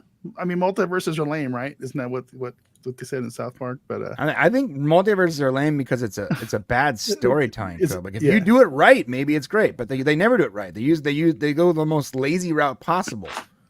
Here's what I know. I know my cat has a conversation with somebody in some other alternate universe every night. That's what I know, because he can see things that universe is just kind of right on the phase with our universe. There's something there that my cat sees. So I think your cat's having a stroke, man. You need to take him to the vet. So Whiskey Jack for £2. Do men ever self-insert? I think that's an entendre. Ryan does all the time. All the time. I'm self-inserting right now. Yeah, we wish you wouldn't have brought it up. You disgust me. Sorry, I warned you guys before the stream. That's why we wish you hadn't brought it up. And it looks like Tom. And we have Abomination for $5. Interesting how when it's a male brand, they uglify as much as possible. But if it's a female brand like Barbie, almost all men have chiseled abs. Oh, yes. That's the double standard. It's the same way with dating, right? You can have a fat woman go out and say, I only want a man who's tall, dark, and handsome, 6 foot, 200 pounds or whatever. But if I were to go out there and say, well, I only want a little redhead that's 4 foot nothing and, 110 Stacked. pounds, they'll go, you fucking sexist bastard. And that goes right along with what Matt was saying about the Birds of Prey, right? And it's true. Like, we watch movies to see movie stars because they are exceptionally beautiful or intriguing people, right? Like, that's the whole point. They are definitely there to be ogled. Like, not to steal a quote from what's her face over at G4s. Yes, they are there to be pleasant on our eyes. Let's be real here. That's the whole point. Or they're exceptional in some other way. Exactly, like or whatever. But 9 times out of 10, what makes a movie star is they are attractive in some sort of fashion. The few rare ones are actually have like some insane talent that makes us wonder. Exactly. And at the end of the day, this whole idea of self-insert is ridiculous. Yes, you can self-insert and still tell a decent story, but don't go outside of your realm, right? Like, look at a self-insert like Carrie Fisher, right? She wrote Postcards from the Edge. That was her talking about her life, right? Sure, it's a created character. It's not actually her, but it's still within the realm of what she knows. You don't see her self-inserting herself into Star Wars. That's the difference. When she's playing Princess Leia, she is Princess Leia, right? She comes in, she has this regal accent. She stands upright. She knows she has her whole posture thing she does. She knows what she's doing for the character. She's not pretending to be Carrie Fisher. They're two completely very different people, right? Right. And I'm not saying that she's writing Star Wars, but I'm just saying, just kind of as a point of where this is going, is like you don't always have to have, like, that's the other thing that I hear from like a lot of my friends that are gay and whatnot, is like they keep making everything non-binary. They keep taking away what we're aspiring to be, right? Like, we want to see women like Marilyn Monroe. We want to see women like that on screen. Like, that's what we want to see. Just like the old line goes from Rocky Horror Picture Show. Fay Ray made him cry because he wanted to be dressed just the same. Like, that's the whole point, right? They want to look like that, but they know they never can, but that's how they live vicariously through these movies and stuff. What's next? The next James Bond is some like 5'3" frumpy fat guy, like, no, it'll be Melissa McCarthy. It'll be Melissa McCarthy. No, the fact that you just said that, and I actually go, I can see that. I forgot about that superhero movie that they did with her and that other chick. She was already in Spy. They just need to make an official 007 movie, basically. Okay, guys, moving on. E. Clay Tomlinson for $5. Regarding Panderverse, do you think when Kathleen Kennedy told the chef to make it more lame, that the writers were referring to Jean Favreau because he made the movie Chef? Ooh, that's very 4D. It's a deep cut. Could be. That's interesting. Fujin Ryu for $10. Movies, TV, comic books, and video games are visual mediums. The art realizes fantastic concepts, worlds, and people. Men are impossibly smart and strong, women unbelievably virtuous and beautiful. And then he follows up with another $10. Illustrating an unreachable ideal is meant to spur us to become better ourselves. Using these mundane-looking characters doesn't inspire anyone. Thank you for the $20, Fujin Ryu. I hope I pronounced that right. Guys, he's right. Art is meant to inspire people to better themselves. And when you dumb it down with a bunch of uninspiring, ugly people, who does that inspire? Nobody. It doesn't inspire anybody. It inspires me to keep my cash in my wallet. That's why half of these people can only relate to the villains, right? I've talked about this several times over. They don't understand the difference. They don't understand that a hero, somebody who has something bad happen to them and they rise above it, make sure nobody ever has that happen to them again. A villain is somebody who has something wrong happen to them and they take it out on society. These people think that those people are justified. That's the problem. Right. They think they're righteous. And we have Drew D for $5. The last Matrix movie was a classic example of a writer inserting themselves. The last Matrix movie wasn't very good. Man, I barely remember that movie. The last Matrix movie can be summed up pretty simple. It's about an old guy who can't get it up no more, so he takes a little blue pill because he's got a date. Oh, okay. And then he can get it up again. Oh yeah, it was about the movie. That's exactly what happens. Yeah, the sister or whatever that made it basically made her life story horrible. Right. I forgot the name of the people. The Wachowskis. Thank you. Yeah, the Wachowskis. Whiskey Jack for a member chat. Blaine for Brokeback Mountain Part 2. Oh, here it comes. Recockening. Wow. Oh boy. Hey, Blaine, welcome to live streaming. Yeah. Hey, I love it. Welcome to Salty Saturdays, bro. I heard Brian was going to be my partner for that film. You know, being that he's the gay representation. We got a new movie coming out. I don't buddy. necessarily have a problem with it. I'm just saying, like, you got to shave first. That's all. Yeah, That's all I need you to do. I feel the same. We're both going to have to go unscruffed because that's going to be rough. Yeah. It's going to be like sandpaper. Yeah. And we got one last super Don't chat. worry, I'm from waxed Video from the waist Fox down. for $10. Speaking of Birds of Prey, I wouldn't have minded seeing Mary Elizabeth Winstead in the classic Huntress costume instead of that 70s Star Crash looking saran wrap they put her in. Oh, so bad. Yeah, she's a very attractive lady, and they keep just trying to make her look like a teenage boy. Yeah. What's the deal with that? I don't know. All right, guys. So let's talk a little bit, since we've been on the woke subject, let's talk about how Pixar has realized that they've been screwing up and they need to course correct. This was a very interesting article that basically came out on Bounding into Comics, where the head of Pixar basically believes that the company has drifted too far from its storytelling roots, and that with the kind of failures of their latest movies like Lightyear and Elemental, even though Elemental was spun as like a success, they basically said that we've been relegated to just Disney Plus fare, and we're no longer a event movie going thing for families, and we need to get back to our roots. And people have been saying this about Pixar for a long time, because it just doesn't feel like Pixar movies used to be like, we have to go to the theater and watch a Pixar movie. But now, like, you have a situation where basically Disney Animation Studios looks just like Pixar movies nowadays. Like there's no value proposition to seeing Pixar movies other than the brand name, which has been basically destroyed by Disney by relegating their last couple movies to Disney Plus, and also like the fact that they've injected woke politics into their storyline. So Odin, I want to go to you on this one. Do you think it's too late for Pixar to make this pivot?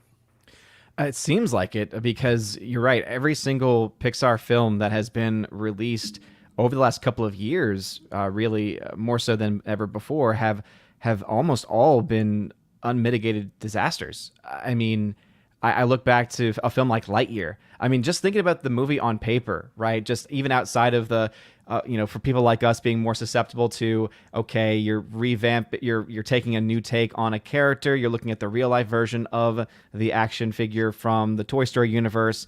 And so clearly you're just being another derivative, unoriginal idea, essentially. But on paper, I look at that and I say, but that movie should have made money, right? That movie should have been a major hit, because it's a Pixar film, and those have almost always been understood to be hits with the families. But that film ended up being a huge box office bomb. And you had mentioned Elemental. What's interesting about Elemental is that the only reason why it was even spun as even being close to a success, it still ended up losing money. I mean, it never made its money back, was because somehow just down the stretch, it ended up doing a lot better in both domestic and international markets. Right? Its opening weekend wasn't that great, and its drop off with the first and second weekend wasn't that great either. But the film ended up still, ending to a point where roughly like $7 million loss, potentially, maybe a little bit more depending on your metrics. But yeah, I go back all the way, because to me, I think a big part of what happened with Pixar is not even just the not going back to your roots. I think they have lost the family. So you add losing the family in a general sense to then also having Disney Plus, which provides all this content for a specific price. And I think you have that double-edged sword, right, that has just completely cut them down.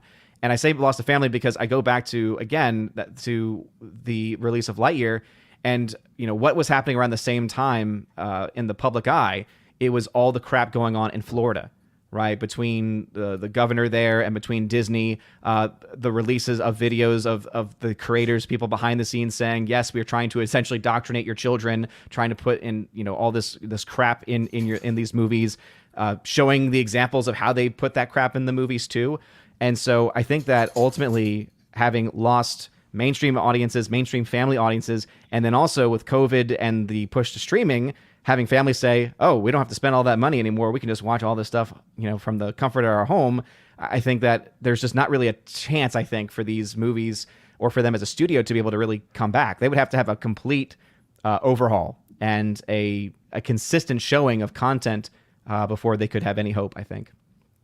Blaine, I wanted to ask you, like, what are the reviews for like the last couple of Pixar movies looking like on CriticalList? Because, overall, like, people seem to enjoy Pixar movies, but at the same time, the reception of like the last 4 or 5 of them just seems to be counter to that.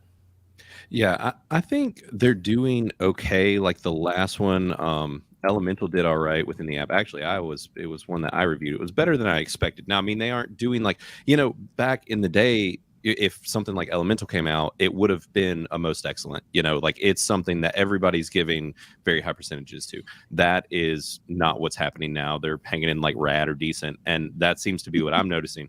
But I mean, it was, I thought Elemental was okay, but the problem is that they just do keep giving these adult themes, or at the very least, like much older kids themes. I mean, the movies might be pretty or whatever, but it's gearing it these messages that aren't necessary really for the younger audience.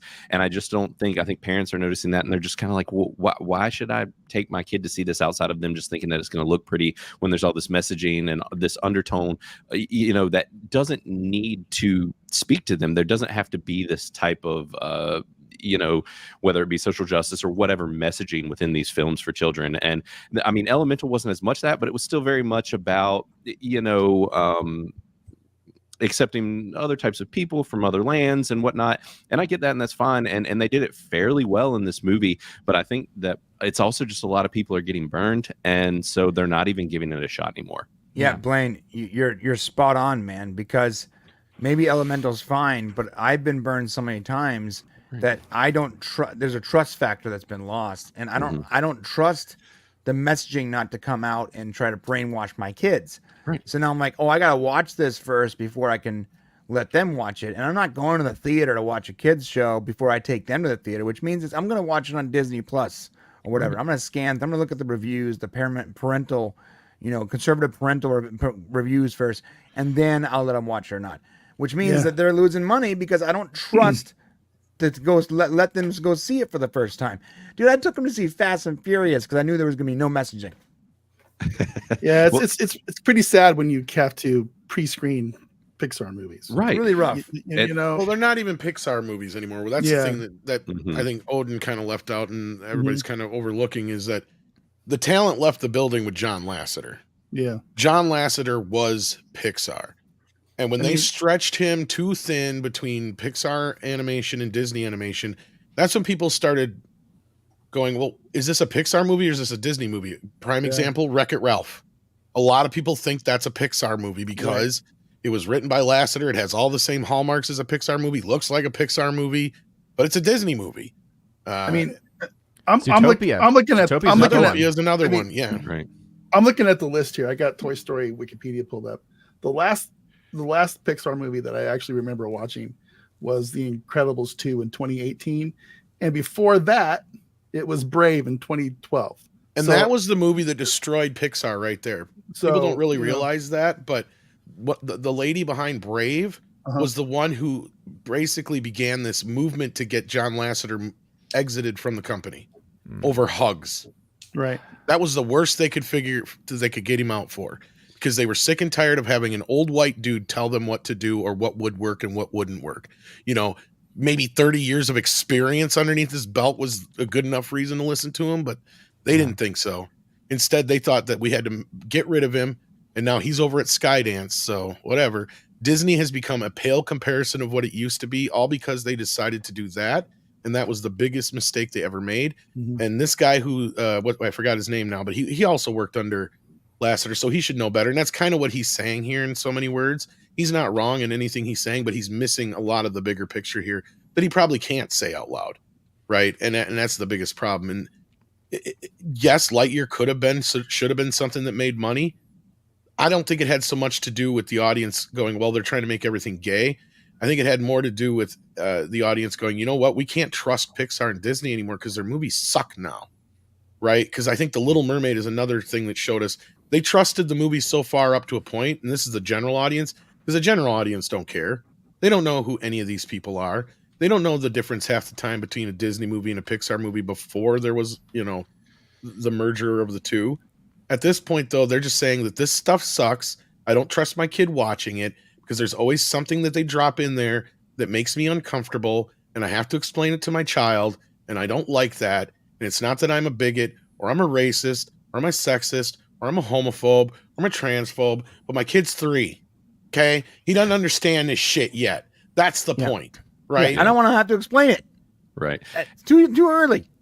That's actually, I'll say, the reason that I watched Elemental actually was because with CRITICLESS, we had several people go in and review it, and we have the political bias meter in there now, and people will literally just go in and put, and they'll say it ranks far left or far, whatever the case may be, or soft, and then they'll actually put what it is. And I looked, and everybody was being pretty moderate on it, and I was like, all right, I'll give it a go. So it's like we can kind of preload and see what we're dealing with there at a glance pretty easily, and it is why I ended up watching it, and I hadn't watched anything Pixar in forever.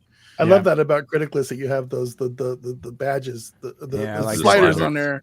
So it's like the woke slider. I mean, you might as well just call it the woke slider. The left, right one. How woke is this movie? Oh my god! I got South Park on the TV over here next to me, and I can see Cartman with big giant boobs. That episode. So Jesus, but yeah. I'm surprised they didn't make her look like Leslie Jones. That would have been funny. All right, we got a super chat from Paulus Plain for 200 crones. Salty Nerd Podcast. Hello, Tom.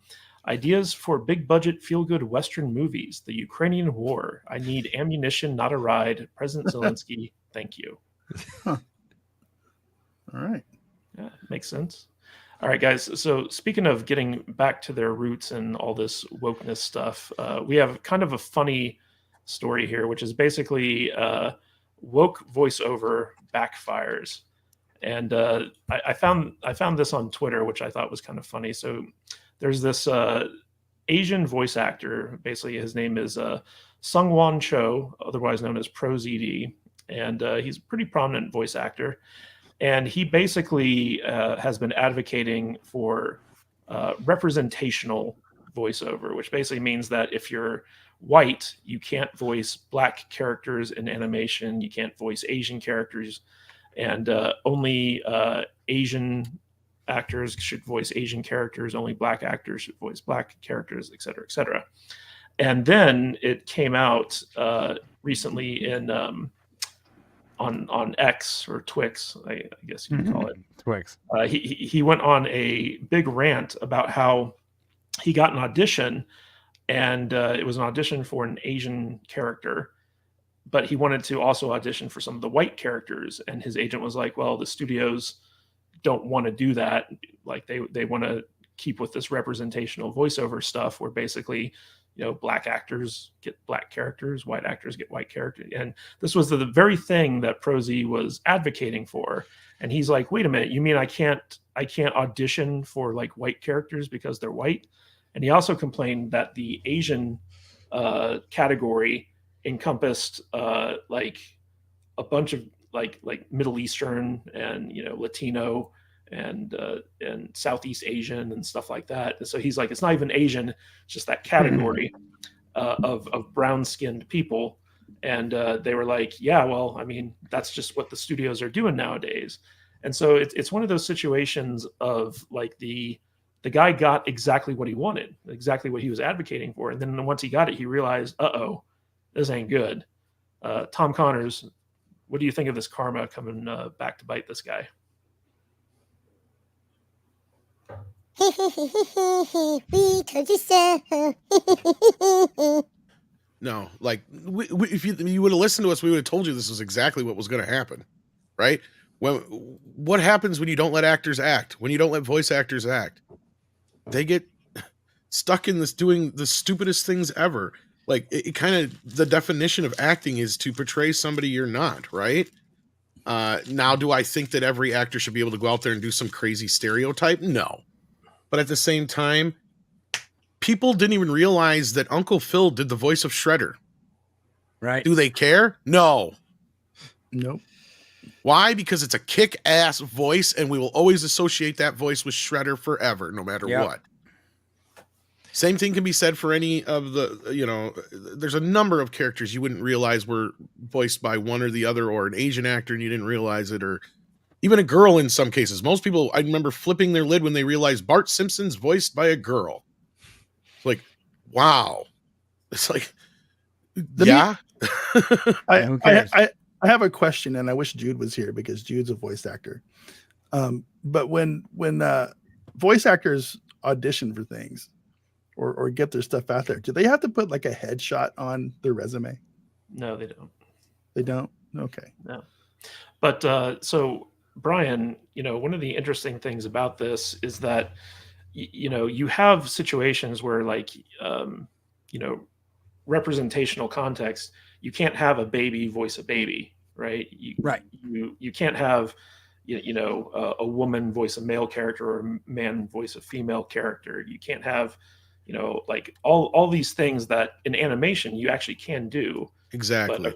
But according to the woke leftists, that is racist. If this started with Apu, remember?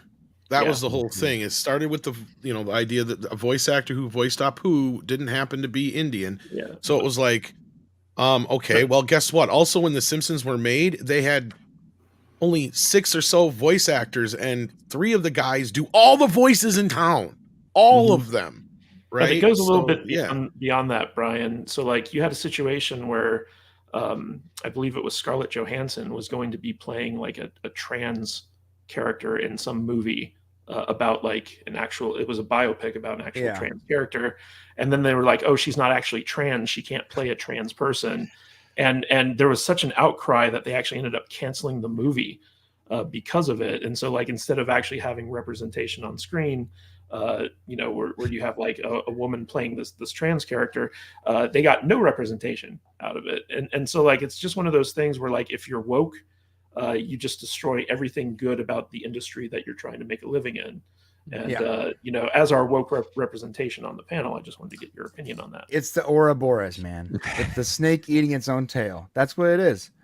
I mean, look, Bryan Cranston isn't a paraplegic. Everyone gave him a hard time because he was playing a paraplegic.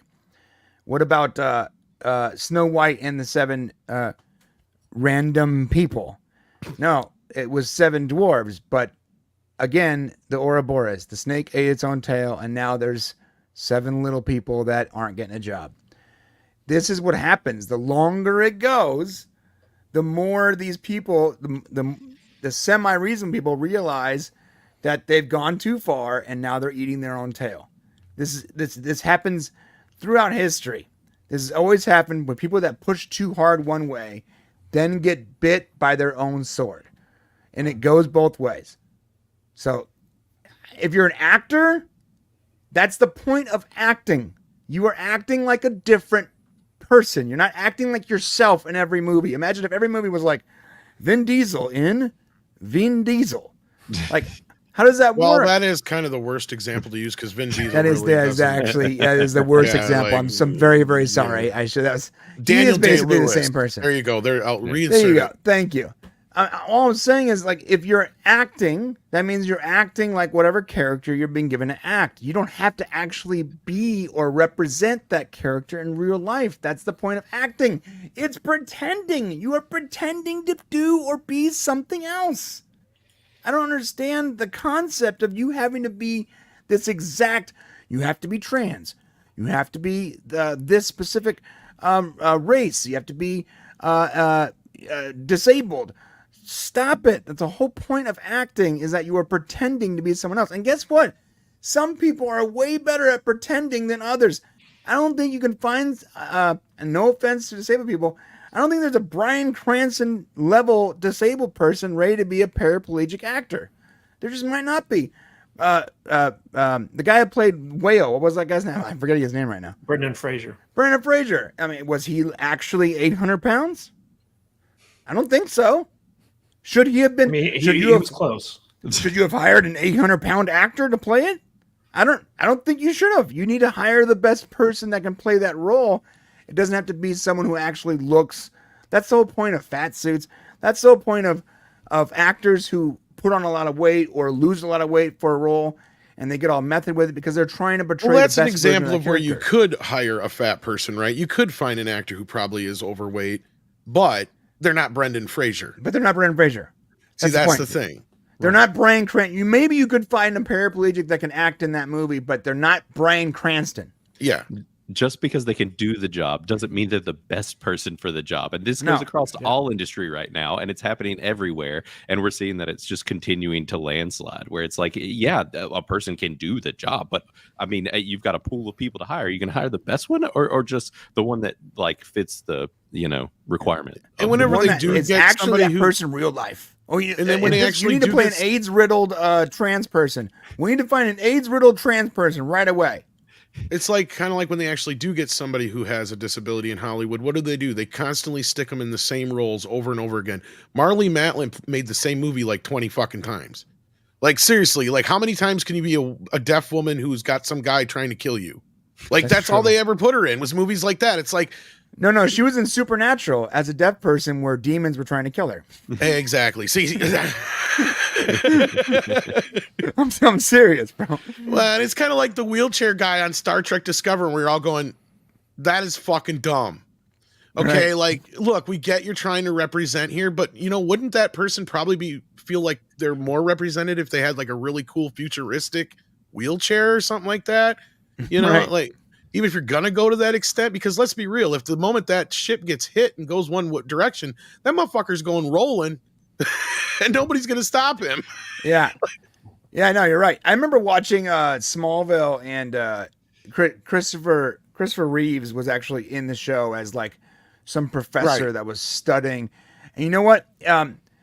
It wasn't because the professor was supposed to be like a Stephen Hawking stand-in. It was because it was Christopher Reeves. Right. He just happened to also be a paraplegic. Well, and they actually did that one movie for him where they did the remake of the Hitchcock Rear Window with him. Yeah. Right? Because that was at that point they were trying to find roles he could play. That goes along with my Marlee Matlin point. Is like there's only so many roles. Like how is somebody who's disabled supposed to make a career out of acting when there's only so many roles out there, right? Like that's the point. I think Marlee Matlin did a good job of milking that disability. She's one of the curve. few, that were able to kind of make it. I'm a little more disturbed right now after I just found out that Bart Simpson is voiced by a 66-year-old white Not lady. only that, she's a Scientologist, and she's one of the Oh biggest my Scientologist Oh contributors. My God. Oh boy, I am banning that's more disturbing. No more Simpsons. No more Simpsons. Like more than almost more than Tom Cruise, I've heard. Like because you realize how much the Simpsons actors make. It's my God. insane. They make like $20 million a year each or something like that. It's crazy. They get like $1 million an episode or something like that. So Blaine, like the whole thing about acting is that it is pretend. So like actors are meant to be versatile. They're meant to embody like a lot of different roles that maybe like they weren't born into play. But this kind of lends itself to a broader issue, which everyone kind of touched on, which is that basically in Hollywood nowadays, it doesn't matter how talented you are. It just matters if you check the right boxes. Isn't that right? Right. Yeah. And it's been happening everywhere. And then you've got these really weird things where you've got like, I think it was Michael B. Jordan that did a thing where they're like putting things in their contracts where if I'm going to be in your movie, then like 50% of the people hired have to not only be like diversity, but just like black. And there's things like that, like clauses written in. And so you're just like, are you almost making it to where people just don't want to hire you just so they don't have to dodge your contract and get around all of these hurdles put in place? It's that's a big difference from all the M&Ms in the bowl and my trailer need to be green. Right. That's way different. Way different. Well, and those writers were actually put in for a reason. I don't know if most people know that, but like that stems from rock bands who would do concerts and they wouldn't pay attention to how the stuff was supposed to be set up and people could get killed. So they would put that random nonsense in there. No, this is the actual truth. They put that random nonsense in there to make sure they read the writers. Yeah. That was why. But no, in the case of like this whole idea of you have to have X amount of people, like what are you proving with that? Like, I get it. You're trying to give more people of a certain, race or gender a little bit more of a leg up in the industry. That's great. But are they any good? And that's what we're hitting. We're hitting that wall now. And look, we tried saying this during the strikes. You keep going and doing all these like, minimum rooms and all this other stuff. They're just going to make less shows. They're going to make, hire less writers anyway. At the end of the day, they're not going to spend any more money than they did before. Because that's one thing I've always reminded people. Hollywood will never spend their own money, first of all. And they'll make sure that they find a way to make you pay for it. Right. So at this point, they're not going to pay the writers any more than they did before unless they make something successful. Unless you go out and make something successful, guess what? You're not going to get jack shit. Yeah.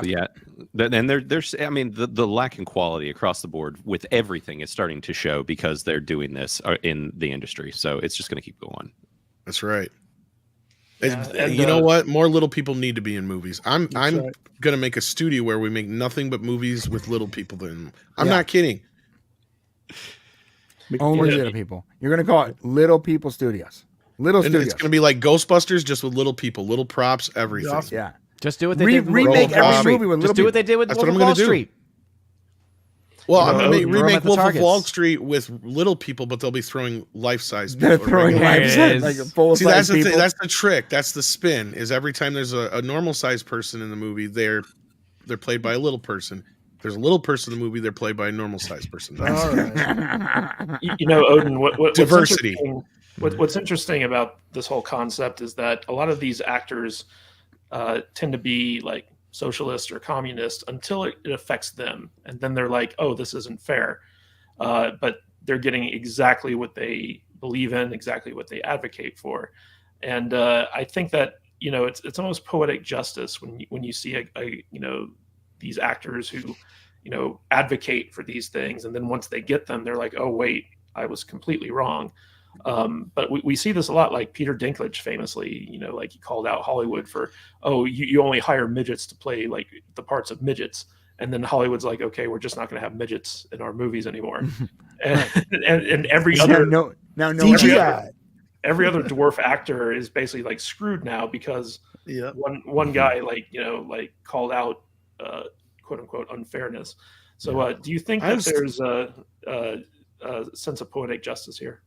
Oh yeah, absolutely. I mean, kind of going to that point you were making about the actors and hypocrisy. Isn't it hilarious that the same actors that are, as you mentioned, many of them socialist or communist in their mindset, are the same ones saying we're not getting paid enough.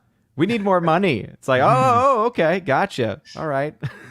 You like, capitalist pig. Exactly. But also the thing that came to my mind as we were talking about this with, all of the, quote representation and the fact that people are seeming to forget the fact that people are playing characters is this great episode of the series Extras with Ricky Gervais.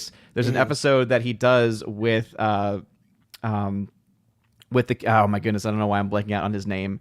Gandalf, Ian McKellen. Oh, Ian McKellen. So he has Surrey McKellen in there, and Surrey McKellen starts going on this rant about what acting is. Like, what is an actor? And he's like, Peter Jackson comes to me and says, "I want you to play a wizard." And I'm like, "Peter, I just want you to know I am not an actual wizard." And it's like, but like, that's like the whole thing is like, the fact that people just can't have that separation, right? And he just kind of plays off of that, saying like, it's like, I just want to make very clear, I am not actually a wizard. I'm pretending to be a wizard. And it's so brilliant. You should definitely look it up and watch it because it's great. But it's, again, also talking about something that's very true. We would have to cancel every single movie from every single year, from every single release that's ever been given, because every single film has someone playing something that they're not. Every single one of them. So if we're going to cancel anything, Tom, you okay? Sorry, I thought I was muted. No. But seriously, like, if we're gonna cancel one, we gotta cancel them all. And Mrs. Actors that want your more money, if you don't have your movies, you're not gonna make any money. Did y'all see the photo that launched last night? Actually, speaking of little people, I think they are full-blown retconning this whole Snow White thing. They released a photo, and it's back to being dwarves, but they're all CG now. And I think that they are remaking the movie. Like, I think that they're starting over or something. I know that could be, but I also said that from the start when they said that, we were never going to have, they said that back when Peter Dinklage made his thing, like, we were never going to have little people. They were always going to be magical creatures. Now, a lot of people that may not mean anything to, but Matt might know what I'm talking about. When they have monsters and creatures in movies, what are they called? Creature effects. So I was wondering from the start, I said, they're probably going to be CGI. is Well, what I had and heard. There So were those other weird Ryan- photos that also had like normal sized people and stuff with her. So they were like leaked, but I don't know. If they Ryan, were yeah. real. So Ryan RK Outpost mentioned this on FNT last night that apparently there's two different groups in this movie. Yeah, there's that's the the other thing dwarves that are going to be going around. CGI, and then there's also going to be a group of bandits. And the people that we saw were going to be the group of bandits, and apparently that's the group where the quote unquote love interest, not really a love interest, is coming from. Interesting. That is another thing we heard too, so that could very well be. But I also agree that there's got to be some kind of reshooting going on. You don't push yeah, a I movie think so. this far out, Absolutely. and there's not some sort of reshoots or recalibration going on. And people are like, well, why so long? Well, because they're on strike right now and they have no clue when they're going to be able to start shooting again. That's why. All right, guys. So good conversation today. Before we get out of here, though, I want to shout out I gotta Criticless real quick. So for those of you out there who might be using like Rotten Tomatoes or Letterboxd or any of those other lesser movie review sites, when Blaine first came to us about kind of sponsoring our show, we were a little bit skeptical because like we do get quite a few sponsorship opportunities, but it's always like would we actually use it? Is it of value to the people who watch our stuff? And once we started diving into the Criticless app, Alex got hooked immediately. Then we got Odin addicted to it, and it's a free app. You can get it on your phone. You can go to the website, and it is a lot of fun. It's a free speech forward app where basically you don't have to worry about getting canceled on this app because you have the wrong opinion about a movie or anything like that. And we just want to give Blaine a big shout out for first of all creating it. Odin, can you talk a little bit about like how good this app is? Oh yeah, I think it may have been the first time y'all ever did a like community post on y'all's Discord server saying, "Hey, y'all should check this out." And immediately, as soon as I clicked on it, I'm like, "Oh, I'm already liking this retro theme. It's pretty cool." And then I started diving further into it and saw the scores being rooted on a bogus, decent scale. And then also the difference between rad and totally. I love it, and so I immediately just signed up for an account. I started actually playing around with some of the actual ratings and such, and I was immediately hooked. And I think it was Alex who's actually mentioned this too, and I completely agree, where I am now at the point where I look forward to watching movies so that I can put a review on Criticless. And so actually one of the reasons why I ended up watching the Five Nights at Freddy's movie, because I had no interest in seeing it, was because I was like, well, it's on streaming and I would really like to add my voice to the conversation about a film on Criticless before anyone else does. And so it's been a lot of fun. It's been great. And I thoroughly enjoy it. And so I recommend everyone to use it and to follow me and to embrace the correct scores, especially in regards to the Monsterverse. And Blaine, You're a bad uh, person, Noah. Bad person. Blaine, Odin actually tried review shaming me the other day because he's Oh, like, no. I've got so many reviews on Criticless, and you just have like 3, man. What's going on? I'm so busy. I know But, we've missed you, man. Yeah, but Alex has been doing He stuff has. on there all the He time. has. Even And Vader and Vader's Nadia. been, yeah. So definitely worth checking out. Blaine, where can they go to like basically sign up? Yeah, you can just go to criticless.com, or we're in the Apple or Google Play Store. We're in both places, so you can get the app or you can use the website. And so we're pretty easy to use, and people out of the country are actually using the web version and getting in there. I mean, and I saw someone ask kind of what makes us different, and I would say one of the biggest things I think Odin really hit on is that we're fun. It's just a fun platform to use, and I tried to make it as fun and user-friendly as possible. It's also very social. It's going to function a lot more like what you're used to with Twitter, Instagram, with just sharing and communicating and bantering, and these places like the water cooler where people can just go and chat like it's almost like a Reddit subreddit. There's a lot of ways to build community, and people really are. Also, just the fact of it is a safe place for you to be, a safe platform. We're not going to be nuking somebody because they wrote a review that people don't like, or it was a little too edgy or whatever. We are very free speech forward and are going to stay that way. And the other huge thing is that we're not big tech. Me and my wife, we have funded this entire thing ourselves, so we really need your help. And we are kind of calling for all of our type of people to get up in here and use it. I built it for you guys, and I'm loving the communities that are being made, and I think there's a lot more that are going to continue to grow and thrive, and there's some really awesome stuff happening, a lot of fun happening in the app just around talking about reviewing movies and TV shows. So we'd love for everybody to get in there. And guys, this is like early days of this app. So if you get in now, you're getting in at the ground floor. You're going to actually help shape the way that this app works. Most definitely. Yeah, so a lot of good stuff. Anyway, it's time to get out of here. Odin, any final thoughts, and where can people find more of you? Yeah, so final thoughts would be kind of just adding on to just one more mention about CriticalLess. The other amazing thing about it is that it's starting up, but it's also very well polished. And that was the other thing that I also enjoyed, was that typically with brand new companies or brand new apps, there's very, very buggy. But when the worst thing that ever happened with the app was that the notifications were a little intense because you couldn't control them. And now you can. So it's like the only bad thing I ever had about it initially is gone and taken care of. So it's great. But yeah, you can follow me, OMB Reviews, on YouTube, Odyssey, Rumble, over on, I'm going to keep always calling it Twitter.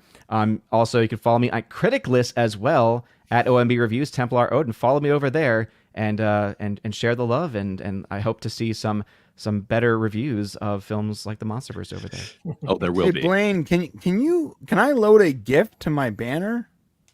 Oh, no, not yet. Which also content creators. Oh, now you can put your own personal images if you're a content creator.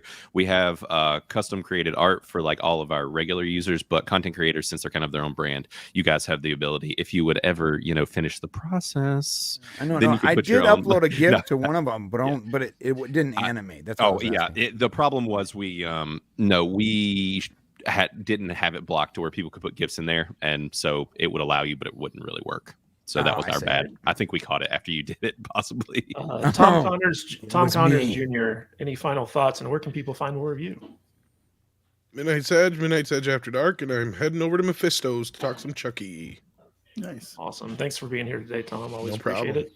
Blaine, give us one more pitch before we get out of here. Yeah, for sure. Well, definitely follow us on the social media stuff, because apparently, social media is currency and all that fun stuff. So find us on CriticalLess Inc. everywhere, and I'm CriticalLess BA on Twitter or X, and then CriticalLess Blain on Instagram.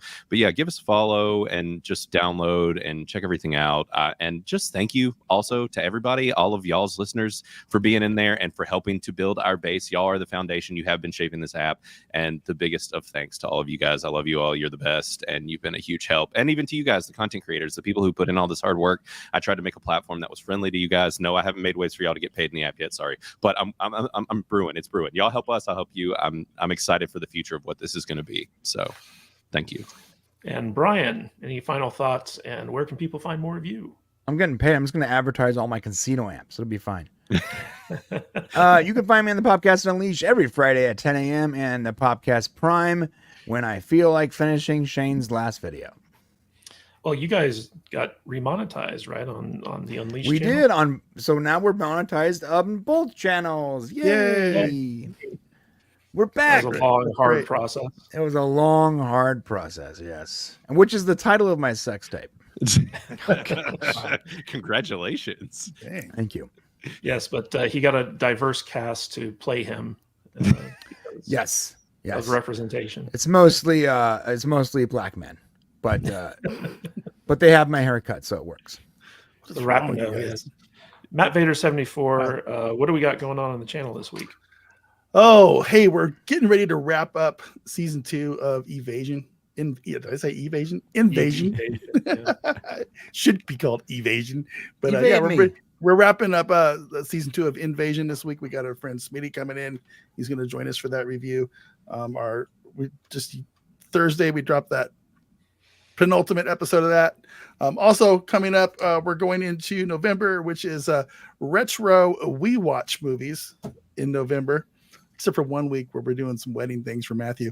But first up, our wedding special. First up, coming up though, is Matt's pick, and we watched Kurosawa's Seven Samurai, which was an interesting conversation. I'll leave it at that. So that'll be up on Friday, and so Invasion and Seven Samurai. That's what we got coming up. So join us. How similar to the Shining conversation? Not as bad as you'd think. A little more respectful. A little more respectful. Good. A little bit more Okay. respectful. I had to take them to film school on that one. Yeah. But we want to give a big shout out to everyone who supported us through super chats today. We've got Mexican Iron Man, Fluffy Panda, Drew D, Whiskey Jack, Dennis Wright, Abominate Shun, Fujin Ryu, Video Fox, E. Clay Tomlinson, and Paulus Plain.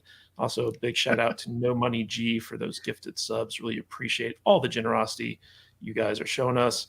And also, as Odin just showed, CRITICLESS has a great merch store as well. And I gotta say, the fabric of these shirts is, wow, it's chef's kiss. It's really, really good stuff. Thanks, buddy. Did you get your other one I sent yet with Nadia? I don't know. That would be Alex's. Well, you have a new one. I got you a new one. Oh, well, I appreciate that.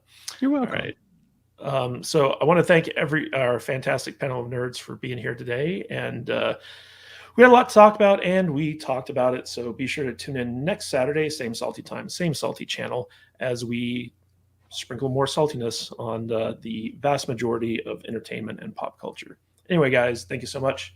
We'll see you next time.